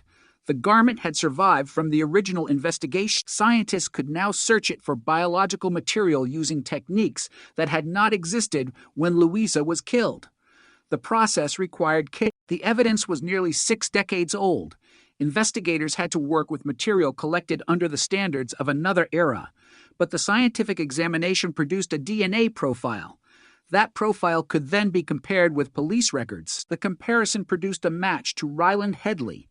This was not the end of the investigation. It was the moment the investigation acquired a direction. Headley had not been identified through speculation. His name emerged from forensic evidence. But detectives then needed to determine whether other evidence supported the same conclusion. The palm print became crucial. When Headley's palm prints were obtained following his arrest in November 2024, specialists compared them with the old impression from Louisa's home. For experts concluded that the print was Headley's. More than 25 characteristics were found to correspond. The result provided a second independent physical connection between Headley and the crime scene. The DNA pointed toward him. The palm print pointed toward him. His historical presence in Bristol placed him within the geographical context of the crime. The prosecution could now begin constructing a case that did not depend on a single piece of evidence. Instead, the evidence formed a chain. Each link had to be examined. Each link had to survive challenge, and each link had to be considered in the context of the others. The defense would have the opportunity to question how the DNA was recovered. How reliable was the profile? Could contamination have occurred? How had the garment been stored? Could someone other than the killer have left the biological material? What exactly did the palm print prove? Was it possible that Headley had touched the window at another time? These were not minor questions. In a trial based on evidence almost 60 years old, every uncertainty could become significant.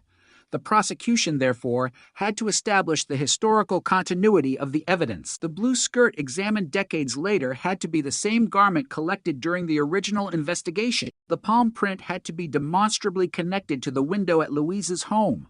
The forensic analysis had to be reliable, and the identification of Headley had to be supported by evidence rather than assumption. The historical record also became important because Headley had been living in Bristol at the time of the murder, approximately 1.5 miles from Louisa's home.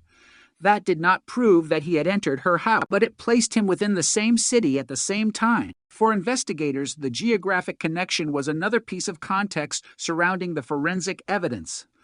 The prosecution also introduced information concerning Headley's later criminal history. In 1977, 10 years after Louisa's murder, 2 elderly women in Ipswich were attacked in their homes.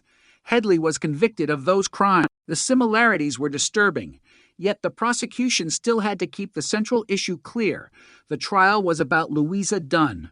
Her death had to be proven through evidence connected to her murder. The later offenses could not simply substitute for that proof. As the courtroom heard the history of the case, the extraordinary nature of the investigation became clear.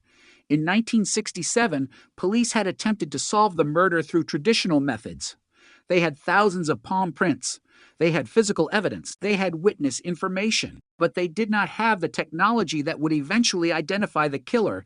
In 2024, detectives could revisit those same materials with modern tools.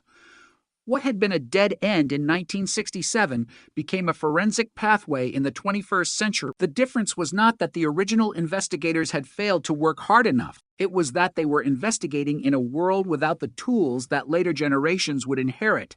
The evidence had outlived the limitations of the era in which it was collected. In court, the story of Louisa's murder was therefore also a story about forensic science itself. The palm print represented the old investigation. The DNA represented the new one. Together, they connected the two eras. And at the center of that connection stood a 92-year-old defendant who had been free for most of his life after the murder. Headley had lived through years when the case seemed forgotten. But the courtroom made clear that the case had never truly disappeared. It had been waiting in evidence rooms, police records, photographs, and forensic exhibits. The murder had not become less serious because it was old. Louisa had not become less of a victim because decades had passed. The central question remained exactly as it had been in 1967. Who entered her home, attacked her, and left her dead? Now, for the first time, investigators had an answer backed by evidence. But a courtroom is where an accusation must confront the highest standard of proof. The prosecution had assembled its case. The forensic experts had examined the evidence. The historical record had been reconstructed, and the jury was now being asked to consider whether the convergence of DNA, palm print, evidence, location, and the surrounding circumstances left any reasonable doubt. For 58 years, the case had been a mystery. Inside the courtroom, it was becoming something different. It was becoming a test of whether modern science could finally deliver justice for a woman murdered in 1967. For decades, the most important evidence in the murder of Louisa Dunn had remained silent. It existed, preserved, and largely untouched, but the technology needed to interpret it simply did not exist when the 75-year-old woman was murdered in Bristol in 1967. That changed in the modern era when Avon and Somerset police returned to the case and began asking whether advances in forensic science could extract information from the surviving evidence. The answer would come from DNA. The breakthrough began with material preserved from the original investigation, including Louisa's blue skirt. To investigators in 1967, clothing could provide physical clues, fibers, stains, or other traces, but there was no way to produce the kind of genetic profile that modern forensic laboratories can generate. Nearly 60 years later, scientists could examine the garment with an entirely different set of tools. Their objective was not to rewrite history. It was to discover whether the evidence still contained biological material capable of identifying the person responsible for Louisa's death. The examination produced a DNA profile. That profile became the first major bridge between the crime scene of 1967 and the suspect identified decades later. The profile was searched against police records, and the result was extraordinary. It matched Ryland Headley. Suddenly, a case that had spent most of its existence without a named suspect had a clear investigative target, but the circumstances surrounding the match made the discovery even more striking. Headley's DNA had entered the national database decades after Louisa's murder. Police had obtained a sample from him in connection with an unrelated incident in 2012. He was not charged in that matter, but his DNA profile remained available for comparison. When the old evidence from Louisa's case was examined decades later, the profile recovered from the clothing matched the profile already held by police. A sample collected in the 21st century had unlocked a murder from the 20th. That is the extraordinary power of a forensic database in a cold case. The investigators did not need to know Headley's name before testing the evidence. They did not need to search every man who had lived in Bristol in 1967. The biological evidence itself produced the connection. For 58 years, the killer had been unidentified. Then a laboratory transformed an invisible trace into a name. But investigators knew that DNA evidence had to be examined carefully. A match can be powerful, but its meaning depends on where the biological material was found, how it was recovered, and what the circumstances suggest about how it came to be there. The blue skirt, therefore, became central to the prosecution's case. Scientists had to explain what they had found and how the DNA connected Headley to material associated with Louisa. The defense had the opportunity to scrutinize the analysis. The jury had to understand the scientific evidence and decide what weight to give it. The significance of the discovery was also connected to the history of the investigation. The original officers had preserved the evidence long before anyone knew what DNA could do. Their decision to retain the garment had unintentionally created a forensic time capsule. It was evidence collected in an era before genetic profiling, preserved through decades of technological change, and finally examined using science that would have seemed unimaginable to investigators in 1967. The case, therefore, became a powerful example of why cold cases can remain open in a practical sense even when active investigation has stopped. An investigation can become dormant without becoming impossible. Evidence can wait. Technology can advance. Databases can expand. And one day, an old exhibit can become the key to an identity. But the DNA match was only one side of the case. The palm print remained. It had been recovered from the window of Louisa's home in 1967 and had resisted an extraordinary search. Approximately 19,000 men and boys had provided palm prints during the original investigation, yet no one had matched the impression. When Headley was identified through DNA, investigators could finally perform the comparison that had been impossible for decades. Fresh palm prints were taken from Headley after his arrest in November 2024. For experts examined the old impression against the new prints. They concluded that the palm print belonged to Headley, identifying more than 25 corresponding characteristics. The result was critical because it provided another physical connection between the suspect and Louisa's home. DNA and palm print evidence came from different forensic processes. They were not simply two versions of the same clue. One connected Headley to biological material recovered from Louisa's clothing. The other connected his hand to an impression recovered at the property. When independent evidence points toward the same person, the significance can be much greater than either piece considered in isolation. Yet the investigation still needed to reconstruct Headley's circumstances in 1967. Historical records showed that he was living in Bristol at the time, and that his home was approximately 1.5 miles from Louisa. Again, proximity alone was not enough. The prosecution could not argue that Headley was guilty merely because he lived nearby, but when proximity was considered alongside the DNA and palm print evidence, it became part of a larger chain of circumstances. The chain stretched from the crime scene to the laboratory, from the laboratory to the database, from the database back to the suspect, and from the suspect to the historical record of Bristol in 1967. It was a chain that had taken almost 6 decades to assemble. The story of the DNA match also exposed one of the cruelest realities of cold cases. The answer can exist without anyone knowing it. The killer can leave evidence behind and still escape identification because the technology needed to interpret that evidence does not yet exist. That was essentially what happened with Louisa's case. The evidence was there. The DNA was there. But for decades, it had no name attached to it. When investigators finally had the ability to identify the DNA, they discovered that the database already contained the answer. Headley's DNA had been collected for another reason decades after the murder. That unrelated event ultimately became the mechanism through which the old crime was reopened. The discovery was shocking for investigators and devastatingly significant for Louisa's family. Her granddaughter had spent decades without knowing who was responsible. The family had no conviction to point to, no explanation to provide, and no certainty that justice would ever arrive. Now the investigation had identified a man who was still alive. The fact that he was 92 years old added another layer to the story. It would have been easy to assume that a case this old could never reach a courtroom. Yet the arrest demonstrated that age did not erase accountability. The suspect could be elderly. The crime was still a murder. The evidence could be decades old. it could still be tested. The case had therefore moved from an unsolved mystery into a criminal prosecution. In the courtroom, the prosecution presented the forensic findings and the history of the investigation. The jury had to consider evidence gathered under two very different technological eras.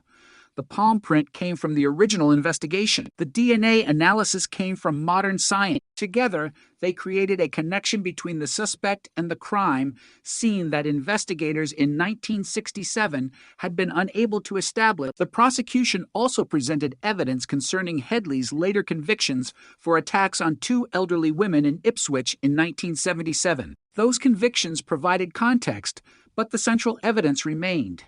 The evidence connected directly to Louisa. The case depended on the ability to show that the physical traces recovered from the 1967 investigation pointed to Headley. And now, after years of uncertainty, those traces had become remarkably specific. The DNA identified him. The palm print identified him. The historical records placed him in Bristol. The investigation had reached a point where the question was no longer whether technology could identify a suspect. It had done so. The question was whether the entire evidential picture was sufficient to prove guilt beyond reasonable doubt. For Louisa's family, the wait had already lasted longer than most people could imagine. They had watched the years pass. They had grown older while the killer remained unknown. They had lived with a mystery that had begun before modern DNA testing became part of criminal investigation. Now the evidence that once seemed powerless had become the central force in the case. A blue skirt had survived. A palm print had survived. A DNA profile had survived. And all three pieces of the story had converged on one man. The forensic breakthrough did not change what happened to Louisa on that summer night in 1967. It changed something else. It changed the possibility of justice. For the first time in 58 years, the murder had a suspect whose identity could be supported by physical evidence. The cold case was no longer frozen. It was moving toward a courtroom where the evidence would be tested, challenged, and ultimately judged. And as the trial progressed, the question that had haunted Bristol for nearly 6 decades became impossible to avoid. Had modern science finally found the man who had escaped the reach of investigators for almost an entire lifetime? The courtroom had become the place where 58 years of uncertainty would finally be tested.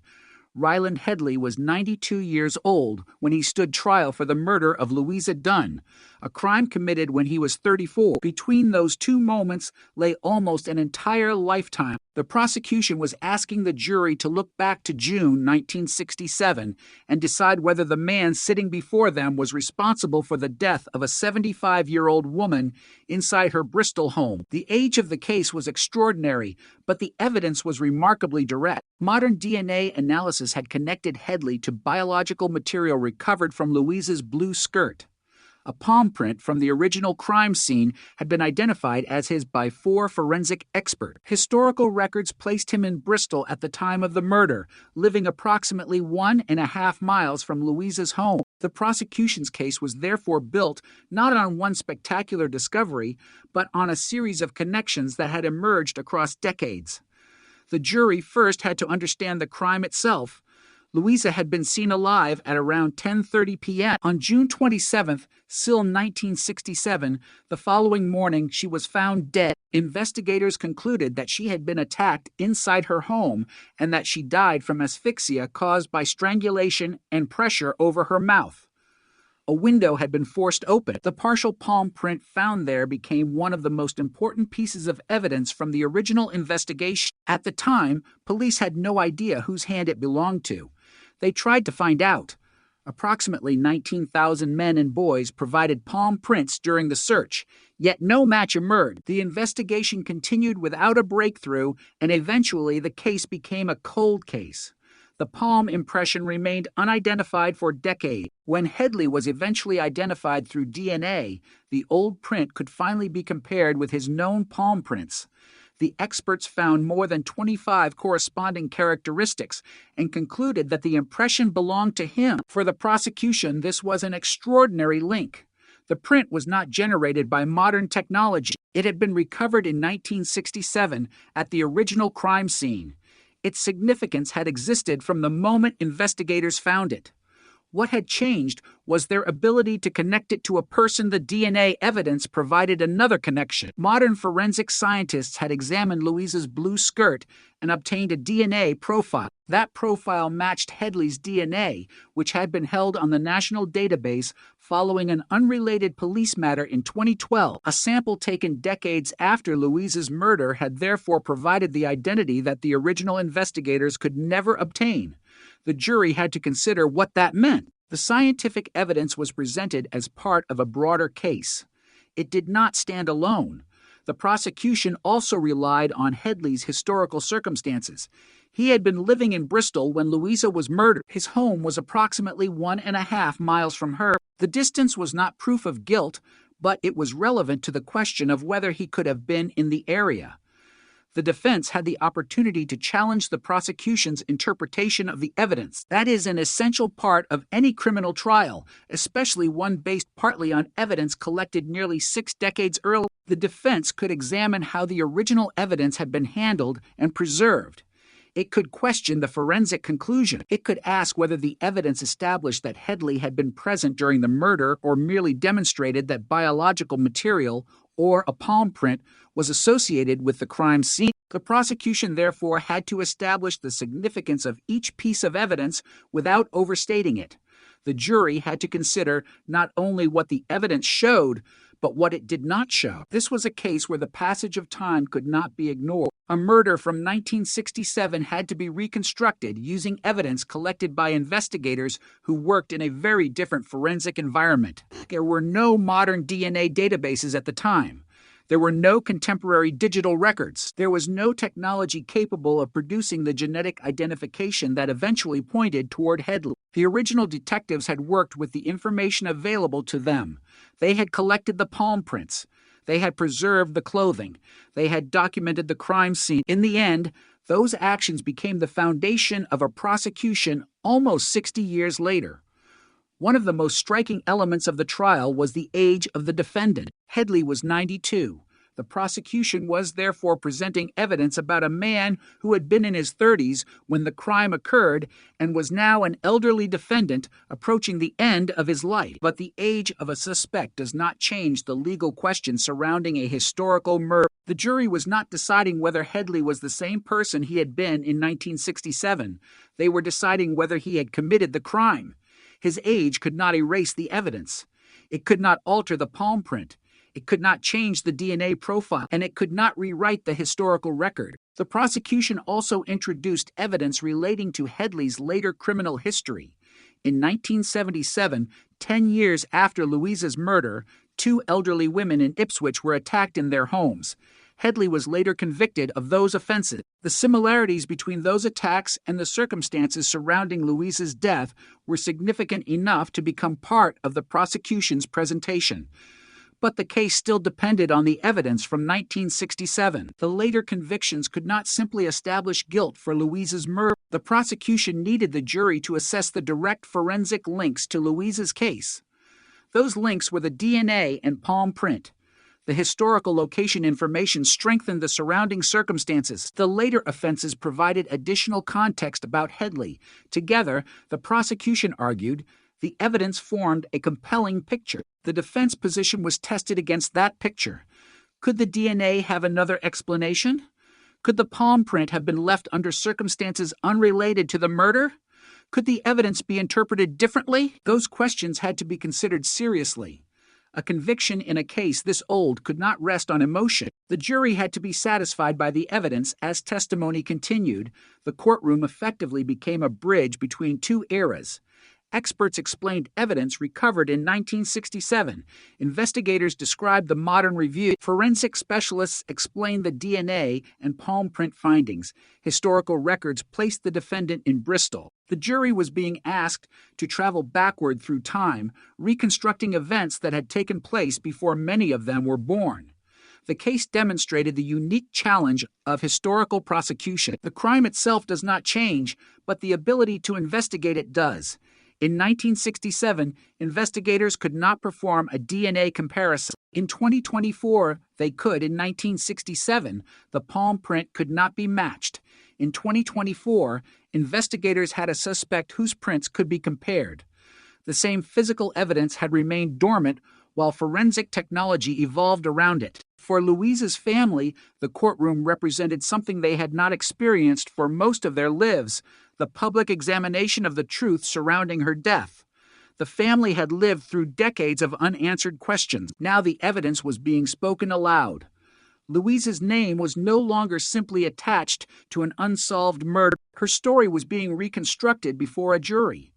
The defendant's name was being connected to the evidence, and the events of June 1967 were once again at the center of public attention. Yet even with the forensic evidence, the trial remained a serious legal process.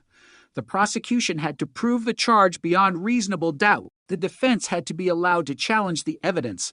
The jury had to consider all of the testimony before reaching a verdict. Nothing about the passage of 58 years removed that burden. If anything, the age of the case made the responsibility greater. The evidence had to be reliable. The chain of custody had to be established. The forensic conclusions had to be supported. And the jury had to decide whether the entire case formed a coherent and convincing explanation of what happened to Louise. As the trial moved toward its conclusion, the significance of the evidence became increasingly clear. The palm print that had frustrated investigators for generations now had an identified owner.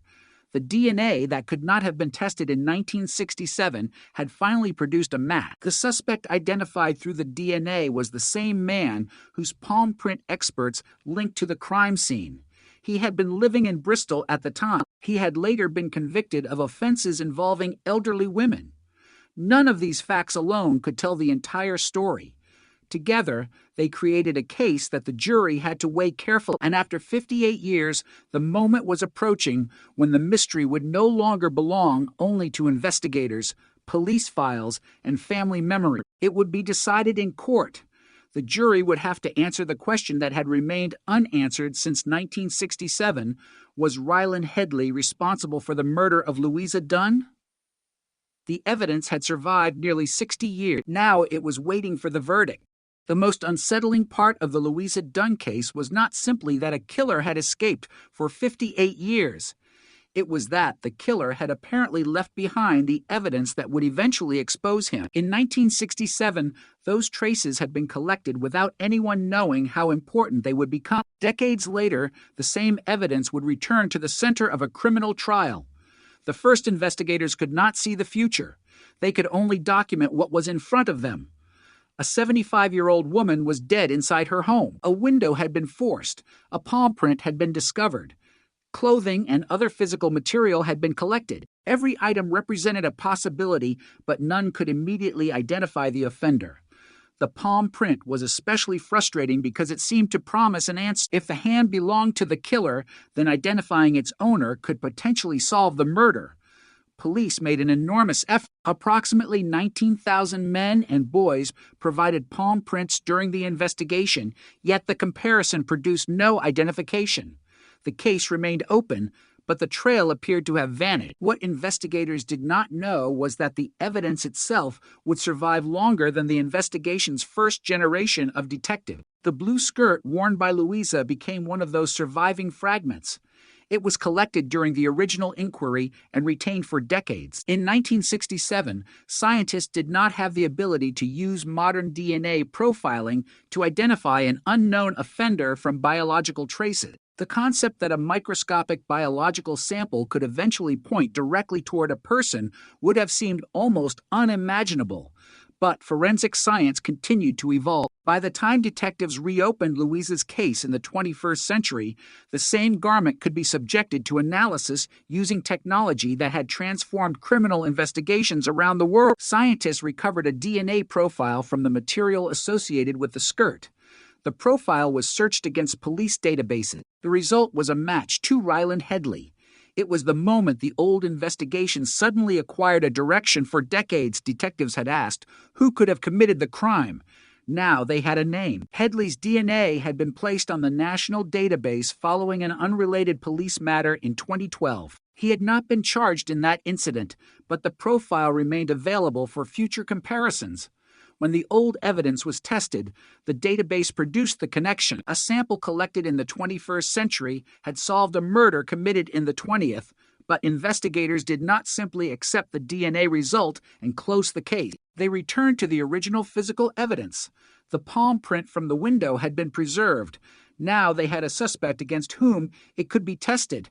After Headley's arrest in November 2024, police obtained his palm prints. For forensic experts examined the comparison. They identified more than 25 corresponding characteristics and concluded that the palm print recovered from Louisa's home belonged to Headley. The significance of this was enormous. The DNA had identified Headley through biological evidence. The palm print placed his hand on the property. Two different forensic disciplines had arrived at the same person. The evidence was no longer a collection of disconnected clues. It was beginning to form a coherent pattern, but the prosecution still needed to establish the circumstances surrounding Headley in 1967. Records showed that he was living in Bristol at the time of Louisa's murder, approximately 1.5 miles from her home. The geographic connection did not establish guilt by itself. It simply demonstrated that Headley was in the same city and within a realistic distance of the crime scene. When combined with the forensic evidence, however, it became another piece of the prosecution's case. The defense had to confront this combination of evidence. A 58-year-old case presented unusual challenges. Memories were limited. Historical records could be incomplete. The original investigators were no longer available. The physical scene had changed, but forensic evidence had survived. The defense could question its interpretation, yet the existence of the evidence itself could not simply be erased. The blue skirt had been collected in 1967. The palm print had been recovered from the window. Headley's DNA matched the biological material identified decades later. His palm prints matched the old impression. The prosecution, therefore, had evidence that connected the suspect to Louisa through two separate physical traces. The trial also examined Headley's later criminal history. 10 years after Louisa's murder, in 1977, two elderly women in Ipswich were attacked in their home. Headley was later convicted of those crimes. Their inclusion in the prosecution case created an uncomfortable historical parallel. The victims were elderly women. The attacks occurred in their homes. The crimes took place after Louisa's murder. The prosecution argued that this history was relevant to the jury's assessment of the case, while the defense was entitled to challenge the significance of those previous convictions. The central question remained Louisa's murder. The court could not convict Headley simply because he had committed other crime. The evidence relating to Louisa had to stand on its own. That evidence brought the jury back to the physical reality of the original crime scene. A woman had died in her home. The killer had entered. The investigation had found a palm print. The clothing had been preserved. The evidence had been placed into police custody. Then the case went cold. The remarkable feature of the investigation was that the evidence had not become irrelevant. It had simply become dormant. Cold case detectives often inherit this strange kind of history. They do not walk into a fresh crime scene. They walk into a crime scene that exists only through photographs, reports, stored exhibits, archived statements, and old forensic findings. Their job is to determine whether modern science can make the old evidence speak again. In Louisa's case, it did. The blue skirt became a source of DNA. The old palm print became identifiable. The database provided a name. The investigation had effectively traveled through time.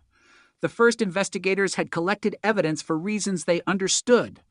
The modern investigators used it for reasons that could not have been predicted. That continuity was central to the prosecution's case. The evidence was not newly created. It was old evidence examined with new methods. For the jury, the challenge was to understand how these methods worked and what conclusions could legitimately be drawn. Forensic evidence can appear almost magical when presented as a simple match, but behind every result are procedures, controls, comparisons, and expert interpretation. The prosecution had to explain those processes clearly. The defense had the right to challenge them. The jury had to determine whether the evidence was reliable. The age of the case made those questions especially important, yet the passage of time also made the forensic results extraordinary. The DNA profile had survived. The palm print had survived. The original investigation had preserved the physical traces. In many cold cases, crucial evidence is lost, degraded, contaminated, or destroyed. Here, Enough survived to allow modern investigators to reconstruct a connection that had remained hidden since 1967. The case also demonstrated how unrelated events can eventually become connected through forensic databases. Headley's DNA had been collected in 2012, decades after Louisa's murder. At the time, there was no reason to believe that sample would eventually solve one of Britain's oldest unsolved murder cases. Yet the database created a possibility that did not exist in 1967. When the old DNA profile was generated, investigators could search beyond the original suspects. They could compare the evidence against a much larger pool of known profiles. That search produced Headley. The man who had once been invisible to the investigation became visible because the technology of the modern era had changed the meaning of evidence collected in the past. The case had therefore become more than a murder investigation. It had become a demonstration of how forensic science can alter the lifespan of a criminal investigation. The physical evidence does not necessarily expire simply because the calendar moves forward. A palm print can remain valuable for decades. A biological trace can remain capable of producing a genetic profile. A police database can preserve the identity needed to connect the two. That is precisely what happened here. For Louisa's family, however, the science could never be separated from the person at its center. She was not a forensic exhibit. She was a 75-year-old woman who had been killed inside her home. Her family had spent decades carrying the consequences. They had no answer when people asked what had happened. They had no name for the person responsible. They had no courtroom conclusion. The discovery of Headley's identity changed that.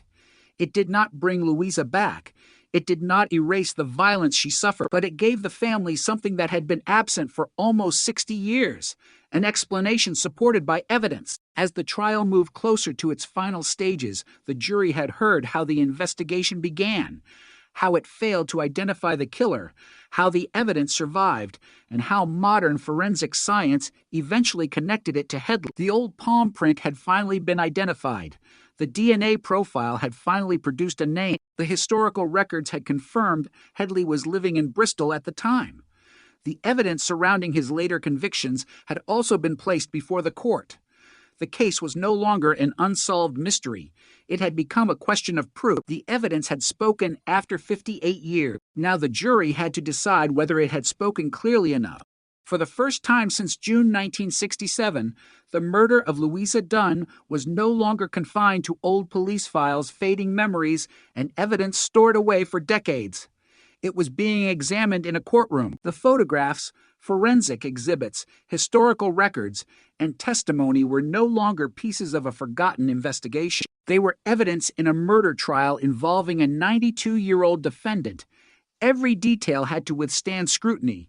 Every conclusion had to be tested, and every piece of evidence had to be considered against the central question: had Ryland Headley been the man responsible for Louisa's death? The prosecution's case rested heavily on evidence that had survived almost 60 years. The DNA recovered from Louisa's blue skirt had identified Headley. The palm print recovered from the window of her home had also been identified as his. Historical records placed him in Bristol at the time of the murder, living roughly 1.5 miles away. Those facts created an extraordinary forensic connection, but the courtroom demanded more than an extraordinary story. It demanded proof. The prosecution, therefore, took the jury back to the beginning. Louisa Dunn was 75 years old. She lived alone. On the evening of June 27th, Sill, 1967, she was seen alive at around 10:30 p.m. By the following morning, she was dead. Investigators determined that she had been attacked inside her home and had died from asphyxia caused by strangulation and pressure over her mouth. The circumstances were horrifying, but they also created the foundation for a forensic investigation. There was a forced window.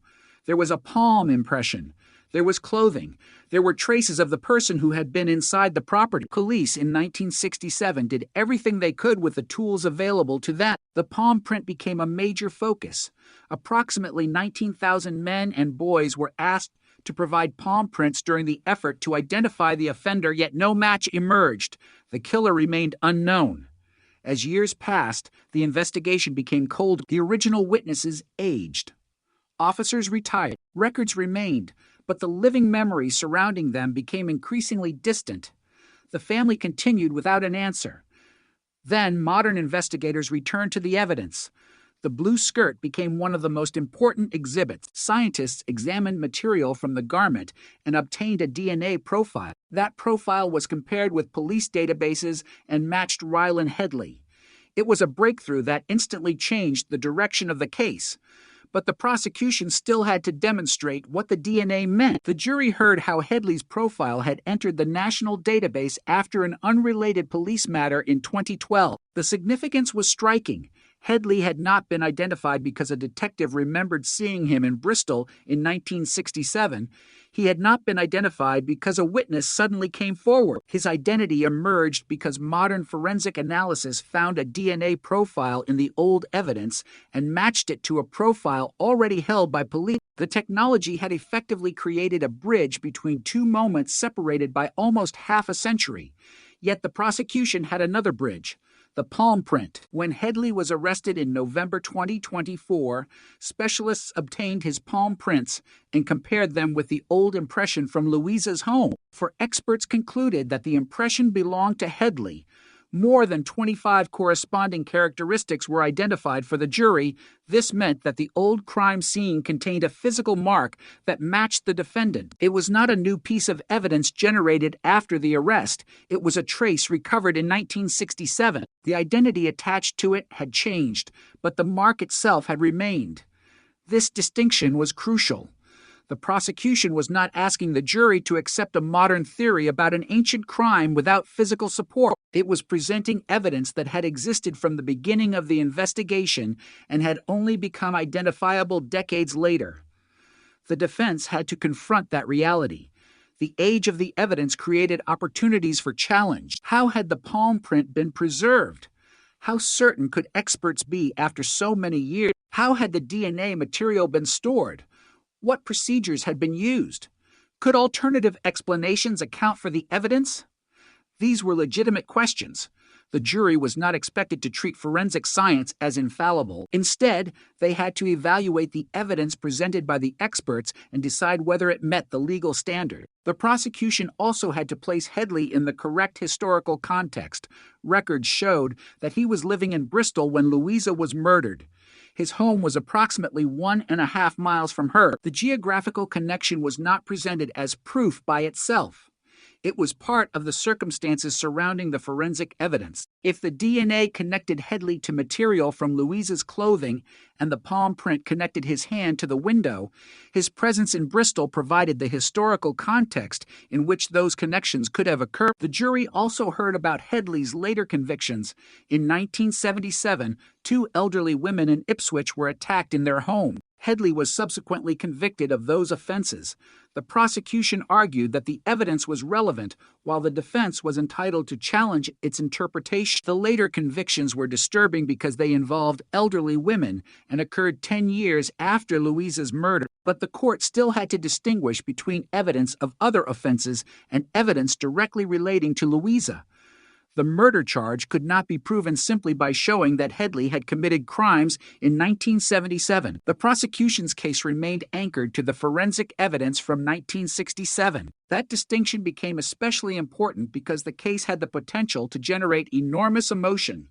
A 75-year-old woman had been murdered in her home. Her family had waited for decades. The defendant was 92 years old. The story itself was powerful. But the jury had to make a decision based on evidence, not emotion. The courtroom, therefore, became a place where history and forensic science collided. Experts examined traces that had survived since the 1960s. Lawyers debated what those traces demonstrated. Historical records were used to reconstruct the defendant's circumstances, and the jury had to determine whether all of these elements pointed to the same conclusion. The trial also revealed the unusual nature of cold case prosecution. A conventional murder trial often begins with a recent crime scene, living witnesses, current records, and investigators who can describe their actions directly. This case was different. Much of the story had already happened before modern investigators were born or before they entered policing. The original crime scene existed only through documentation and preserved exhibit. The passage of time had removed many of the people who could have described it firsthand. Yet the evidence itself had survived. That survival became one of the central themes of the prosecution's case. The evidence had waited longer than the people. The palm print had waited. The DNA had waited. The records had waited. Louisa's family had waited. And now all of those elements had converged in one courtroom. The prosecution argued that the combined evidence was compelling. The defense challenged the interpretation. The jury listened. Outside the courtroom, the case attracted attention because of the extraordinary length of time involved. A murder committed in 1967 had finally produced a defendant in the 2020 S. The suspect was 92. The victim had been dead for 58 years. The investigation had crossed generations. It was the kind of case that demonstrated how a cold case can suddenly become active again when science, databases, and preserved evidence converge. But for the Dunn family, there was nothing abstract about the passage of time. Louisa's granddaughter had grown up knowing that her grandmother had been murdered and that no one had been held responsible. The family had lived with the possibility that justice might never come. Now they were sitting through a trial in which evidence collected before the modern era of DNA was being used to identify the man accused of killing her. The emotional weight was enormous. Yet the legal process continued methodically. Experts explained their findings. Investigators described the review. The jury considered the evidence, and Headley remained at the center of the courtroom, now an elderly man facing the consequences of an allegation connected to events from when he was in his 30s. The contrast was extraordinary. A young man from 1967 and a 92-year-old defendant in the modern era were, legally, the same person. The evidence was the thread connecting those two versions of him.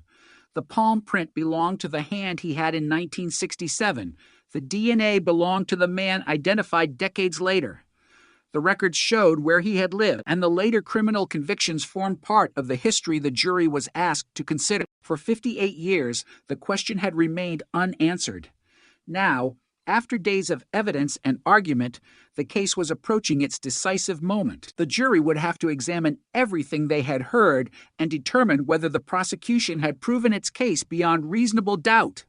There would be no opportunity to return to 1967, no opportunity to ask Louisa what she saw, no opportunity to question the original investigators in person. The decision had to be made from what survived, and what survived was enough to bring the case this far. The palm print, the DNA, the historical record, the forensic analysis, the evidence from later years, all of it now stood before the jury.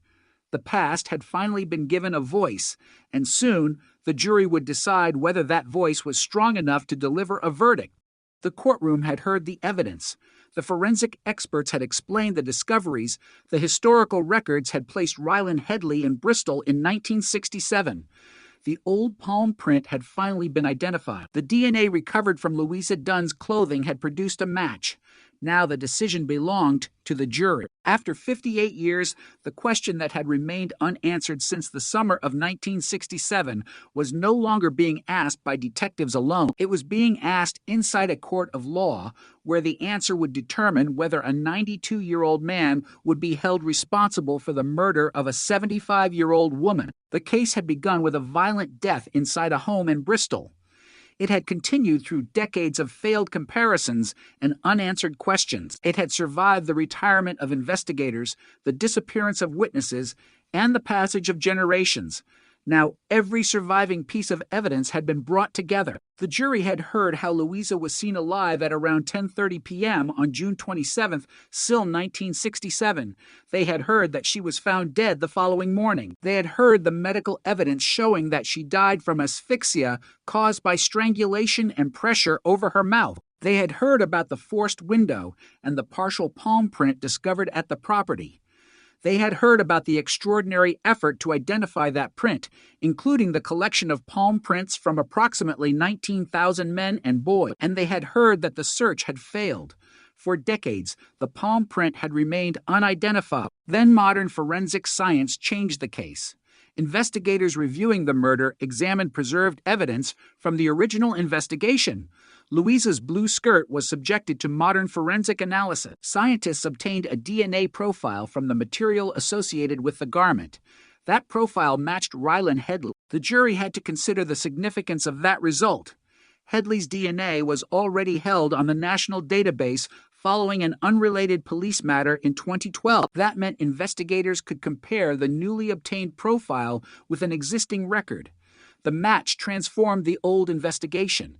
But the DNA was only part of the story. Headley's palm prints were obtained after his arrest in November 2024. For experts compared them with the partial impression recovered from Louisa's home. More than 25 corresponding characteristics were identified, and the experts concluded that the palm print belonged to Headley. The evidence from 1967 and the evidence from the modern investigation were now connected. The same man identified through DNA was also identified through the old palm impression.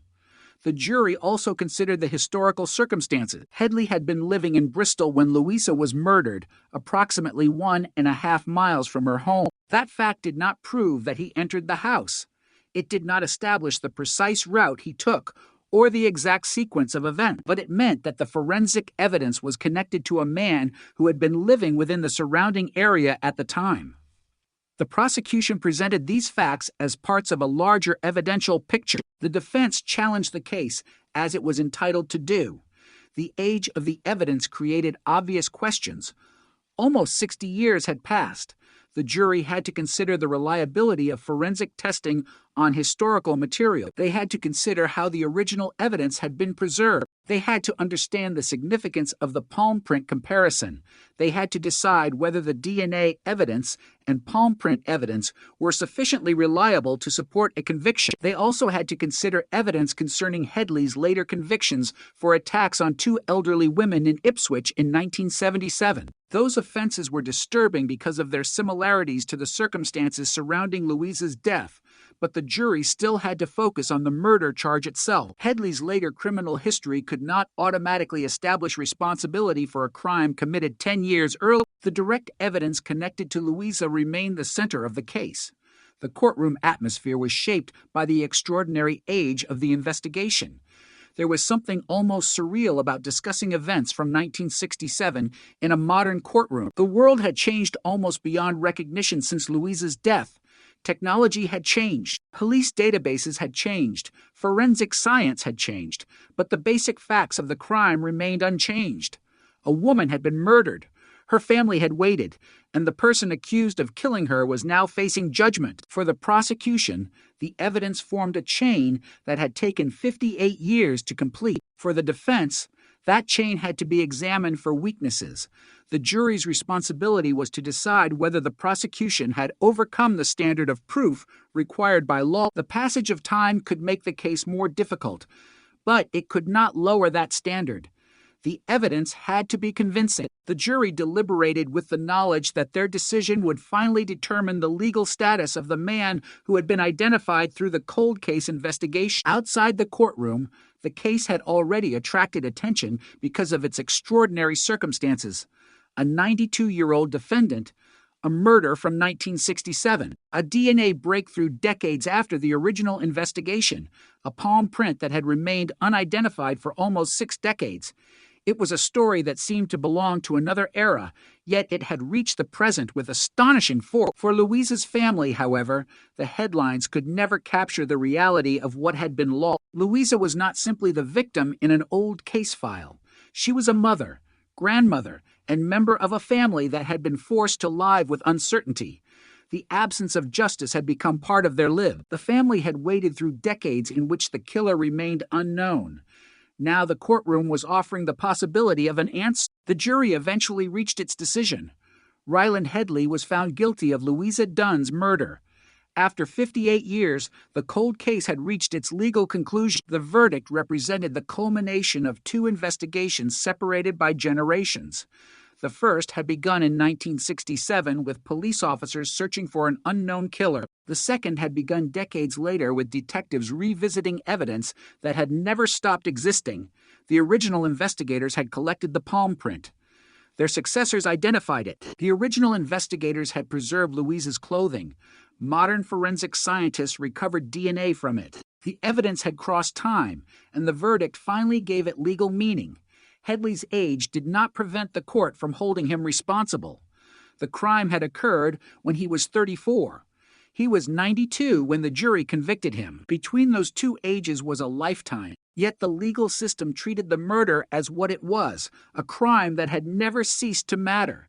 The verdict also carried significance beyond the defendant. It represented an answer for Louisa's family. After decades of uncertainty, they no longer had to wonder whether the killer would ever be identified. They no longer had to live with an entirely unanswered question. The person convicted of Louisa's murder now had a name.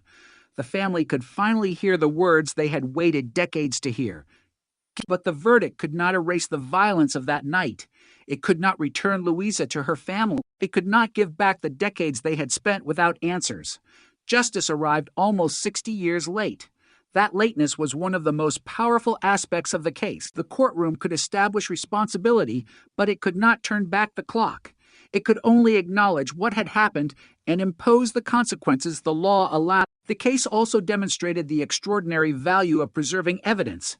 If Louisa's clothing had been discarded decades earlier, the DNA breakthrough might never have happened. If the old palm print had not been preserved, investigators might never have had a second forensic connection. If Headley's DNA had not entered the national database in 2012, the comparison might not have produced his identity.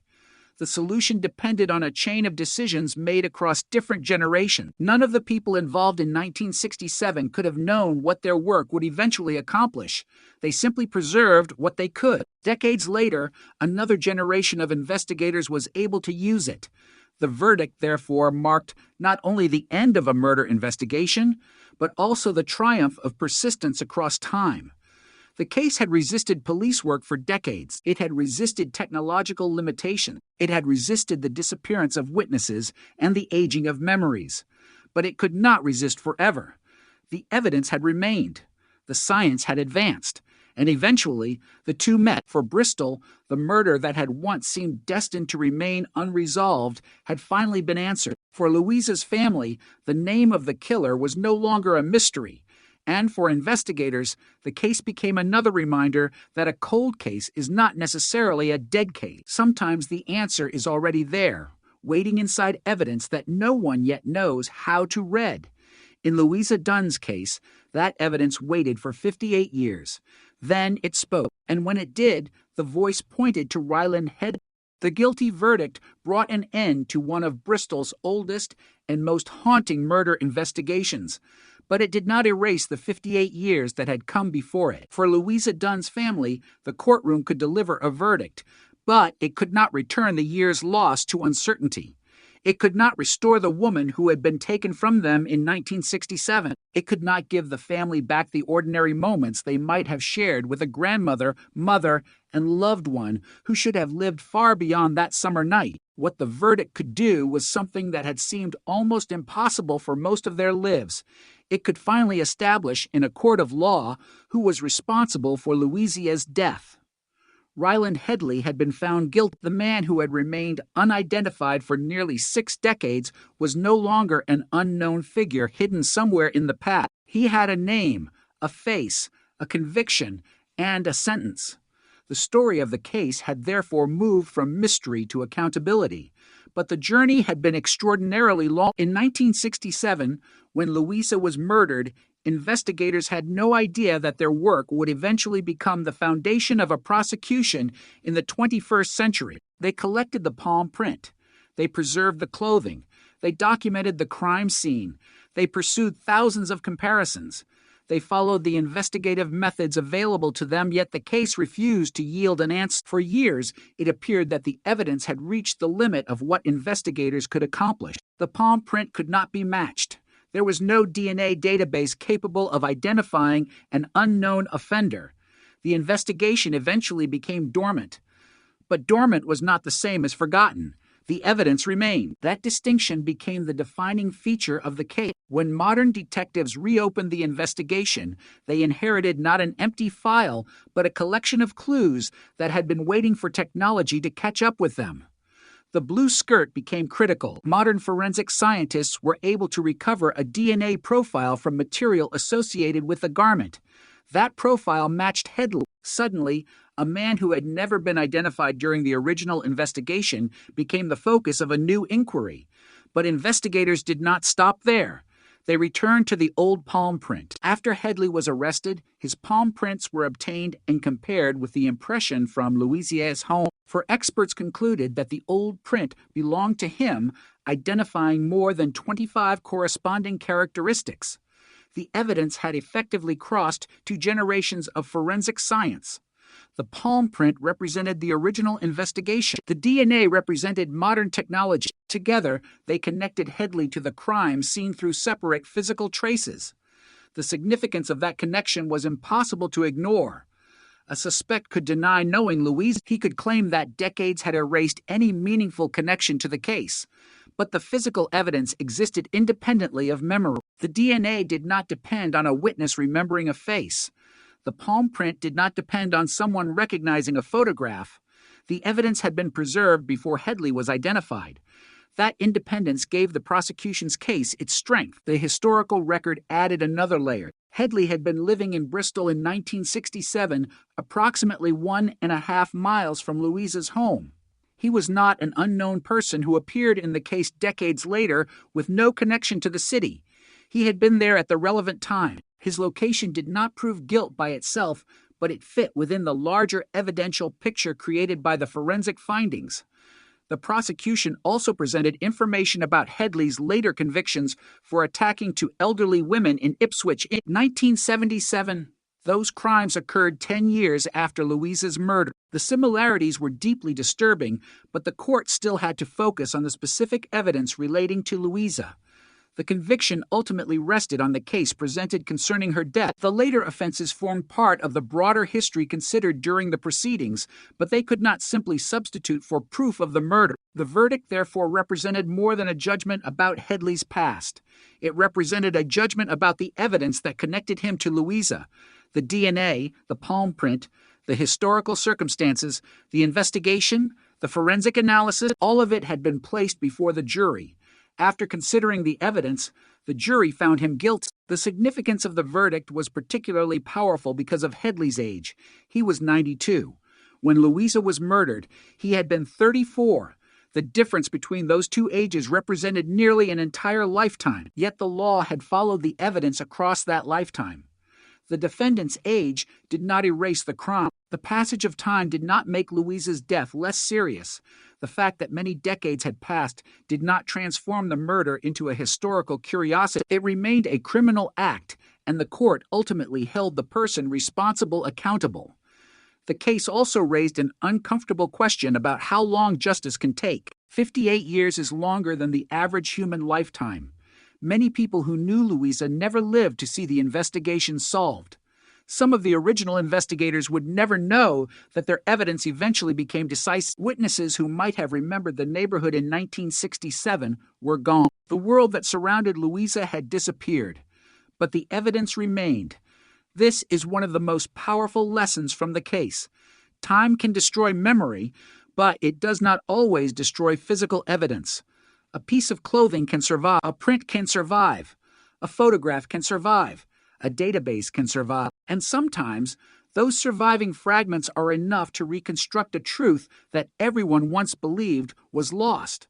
The investigation also demonstrated the importance of modern cold case units and forensic review. The breakthrough did not come from a sudden confession or a dramatic witness appearing at a police station. It came from detectives deciding that an old case deserved another examination.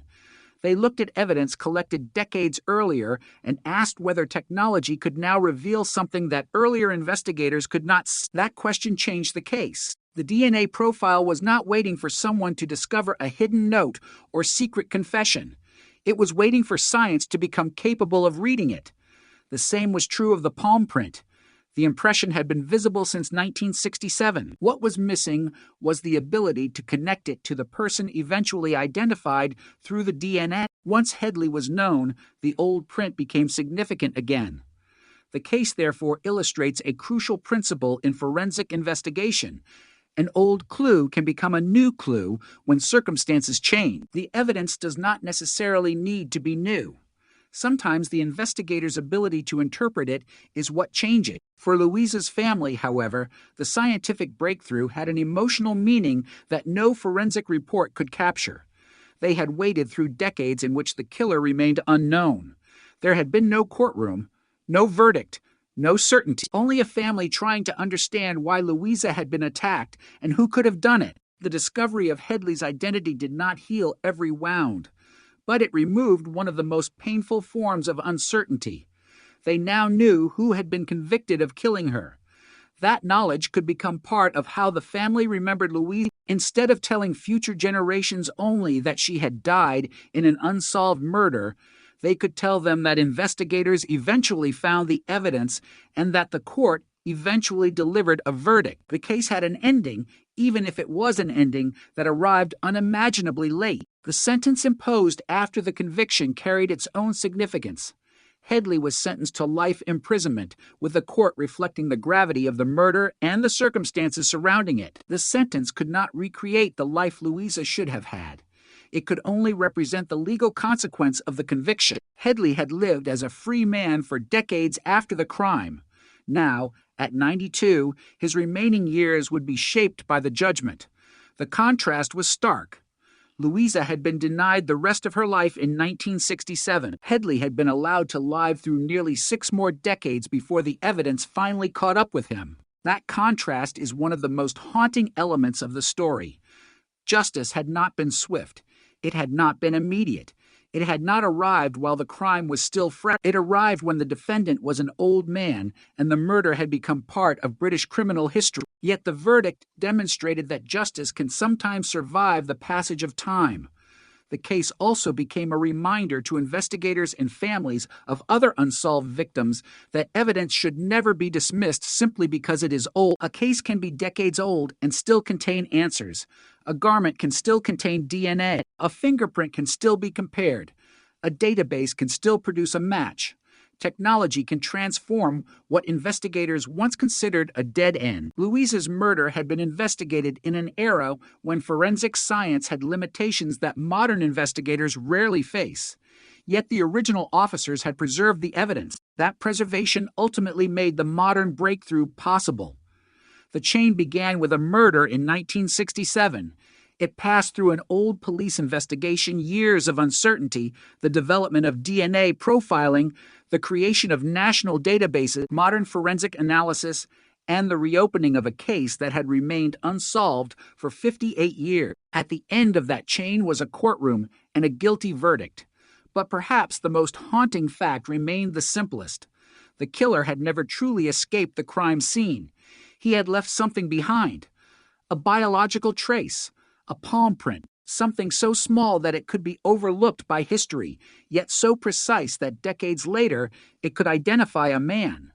The evidence waited longer than the investigation. It waited longer than the memory. It waited longer than the people who first collected it. And eventually, it brought the case back to light. For Louisa Dunn, justice arrived far too late. But it arrived. And for a family that had spent 58 years wondering whether the truth would ever emerge, the verdict finally transformed an unanswered question into a historical fact. The cold case was no longer unsolved. The verdict had answered the question of guilt, but one final stage remained. On July 1st, Sill 2025, Ryland Headley returned to Bristol Crown Court to face sentencing for the rape and murder of Louisa Dunn, a crime committed 58 years earlier. He was 92 years old. The courtroom was no longer being asked to decide whether the evidence proved his responsibility. A jury had already answered that question. Now the judge had to determine the punishment for crimes that had taken place in June 1967, when Headley was 34 and Louisa was 74 or 75, depending on the historical record used in the proceeding. The court heard again about the woman whose life had ended inside her own home. Louisa had lived at 58 Britannia Road in Easton, Bristol, where she had spent many years of her life. She had been widowed twice and was the mother of 2 daughters. Her granddaughter, Mary Dainton, had grown up carrying the memory of a grandmother whose death had never been properly explained. For decades, Louisa's family had known only that she had been murdered. Now the court was formally establishing the consequences of that crime. The judge, Mr. Justice Derek Sweeting, considered the circumstances of the attack and the vulnerability of the victim. Louisa was an elderly woman living alone. Headley had forced his way into her home through a window. He had raped her and then attacked her so violently that she died from asphyxia caused by strangulation and pressure on her mouth. The judge described the offending as pitiless and cruel. The words carried particular weight because the case had taken almost 6 decades to reach this point. For most of that time, Headley had remained outside the reach of the investigation. The evidence had existed, but the identity had not. He had continued living his life while Louisa's family carried the consequences of what had happened. The court was now confronting that extraordinary imbalance. A woman had lost her life in 1967. The person convicted of killing her had remained free until his arrest in 2024, when he was 92. The judge imposed a life sentence with a minimum term of 20 years, but because of Headley's age, the practical meaning of the sentence was unmistakable. The judge told him that he would die in prison. It was a stark conclusion to a case that had begun almost 60 years earlier. The sentence did not simply represent punishment. It marked the point at which the legal system finally closed a chapter that had remained open since 1967. The investigation had begun with traditional police work. It had passed through decades of uncertainty. It had been revived by modern forensic analysis. DNA had identified Headley. His palm print had been matched to the impression left at Louisa's home. The jury had convicted him, and now the sentence transformed that conviction into a final judicial consequence. The journey from crime to punishment had taken almost an entire lifetime. The forensic breakthrough itself had been extraordinary. When Avon and Somerset police reopened the case in 2023, investigators revisited evidence from the original investigation. Modern forensic examination produced a full DNA profile from material associated with Louisa's clothing. That profile matched Headley. His DNA had been placed on the national database after an unrelated arrest in 2012. The comparison created the connection that investigators in 1967 could never have made. But the DNA was not the only evidence. The palm print from the crime scene was also matched to Headley, for experts identified more than 25 corresponding characteristics. What had once been an unidentified impression became a direct forensic connection to the man eventually convicted of the murder. The evidence was powerful precisely because it had been preserved from the original investigation. The officers working in 1967 could not have known that their exhibits would one day be examined using technology capable of identifying the person who left them behind. They simply collected what they could. Decades later, those decisions became crucial. The case, therefore, became a striking example of how the preservation of forensic evidence can outlast the limitations of the technology available at the time. The science eventually caught up with the evidence, and when it did, the old investigation came back to life. But the sentencing hearing also forced the court to confront the human cost. Louisa was not simply a name on an old police report. She had a family. She had lived through decades of British history before her death. Her first husband, Edward Parker, had been a prominent figure in Bristol and had died in 1945. Louisa had raised her daughters and built a life in her community. She was an elderly widow living in a home where she should have been safe. Instead, she became the victim of a violent attack that ended her life. Her granddaughter, Mary Dainton, later described the impact of the murder on the family. The absence of answers had become a permanent part of their lives. For years, there was no conviction to provide closure. There was no name to attach to the crime. There was only the knowledge that someone had entered Louisa's home and killed her. The guilty verdict changed that. The sentencing changed it again. The family could now say that the man responsible had been identified, convicted, and imprisoned. That does not mean the pain disappeared. It does not mean the years were recovered. But the uncertainty was finally gone. Headley's age also became part of the public discussion surrounding the case. At 92, he was believed to be the oldest person in Britain to be convicted of murder. The case was also described as one of the oldest cold cases ever solved in modern English policing. Distinctions were remarkable, but they were not the most important fact for Louisa's family. What mattered was that the woman they had lost finally had a case that was no longer unsolved. The passage of time had not prevented prosecution. The age of the defendant had not erased the seriousness of the crime. The court had judged the evidence and imposed a life sentence. The case also raised difficult questions about the decades during which Headley remained free. 10 years after Louisa's murder, in 1977, he was convicted of raping 2 elderly women in Suffolk. He had broken into their homes and attacked them.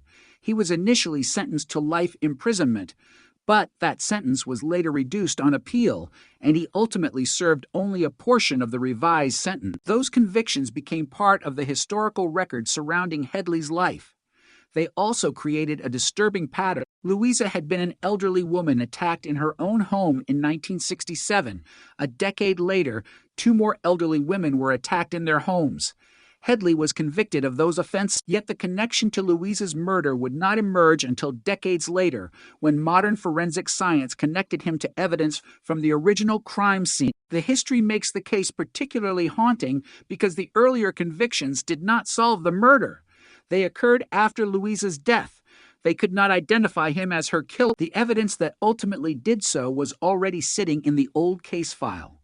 The palm print had been there since 1967. The biological evidence had been there as well. What changed was the ability to interpret it. The case therefore demonstrates something that investigators repeatedly emphasize in cold case work. Time does not necessarily destroy the possibility of justice. Technology changes. Databases expand. Old evidence can be retested. New forensic methods can reveal information that was invisible to previous generations. In Louisa's case, the answer had effectively been preserved for 58 years. The person responsible had not been identified, but the evidence capable of identifying him had survived. The sentence brought the story into its final legal chapter. Headley was taken into custody to begin his life sentence.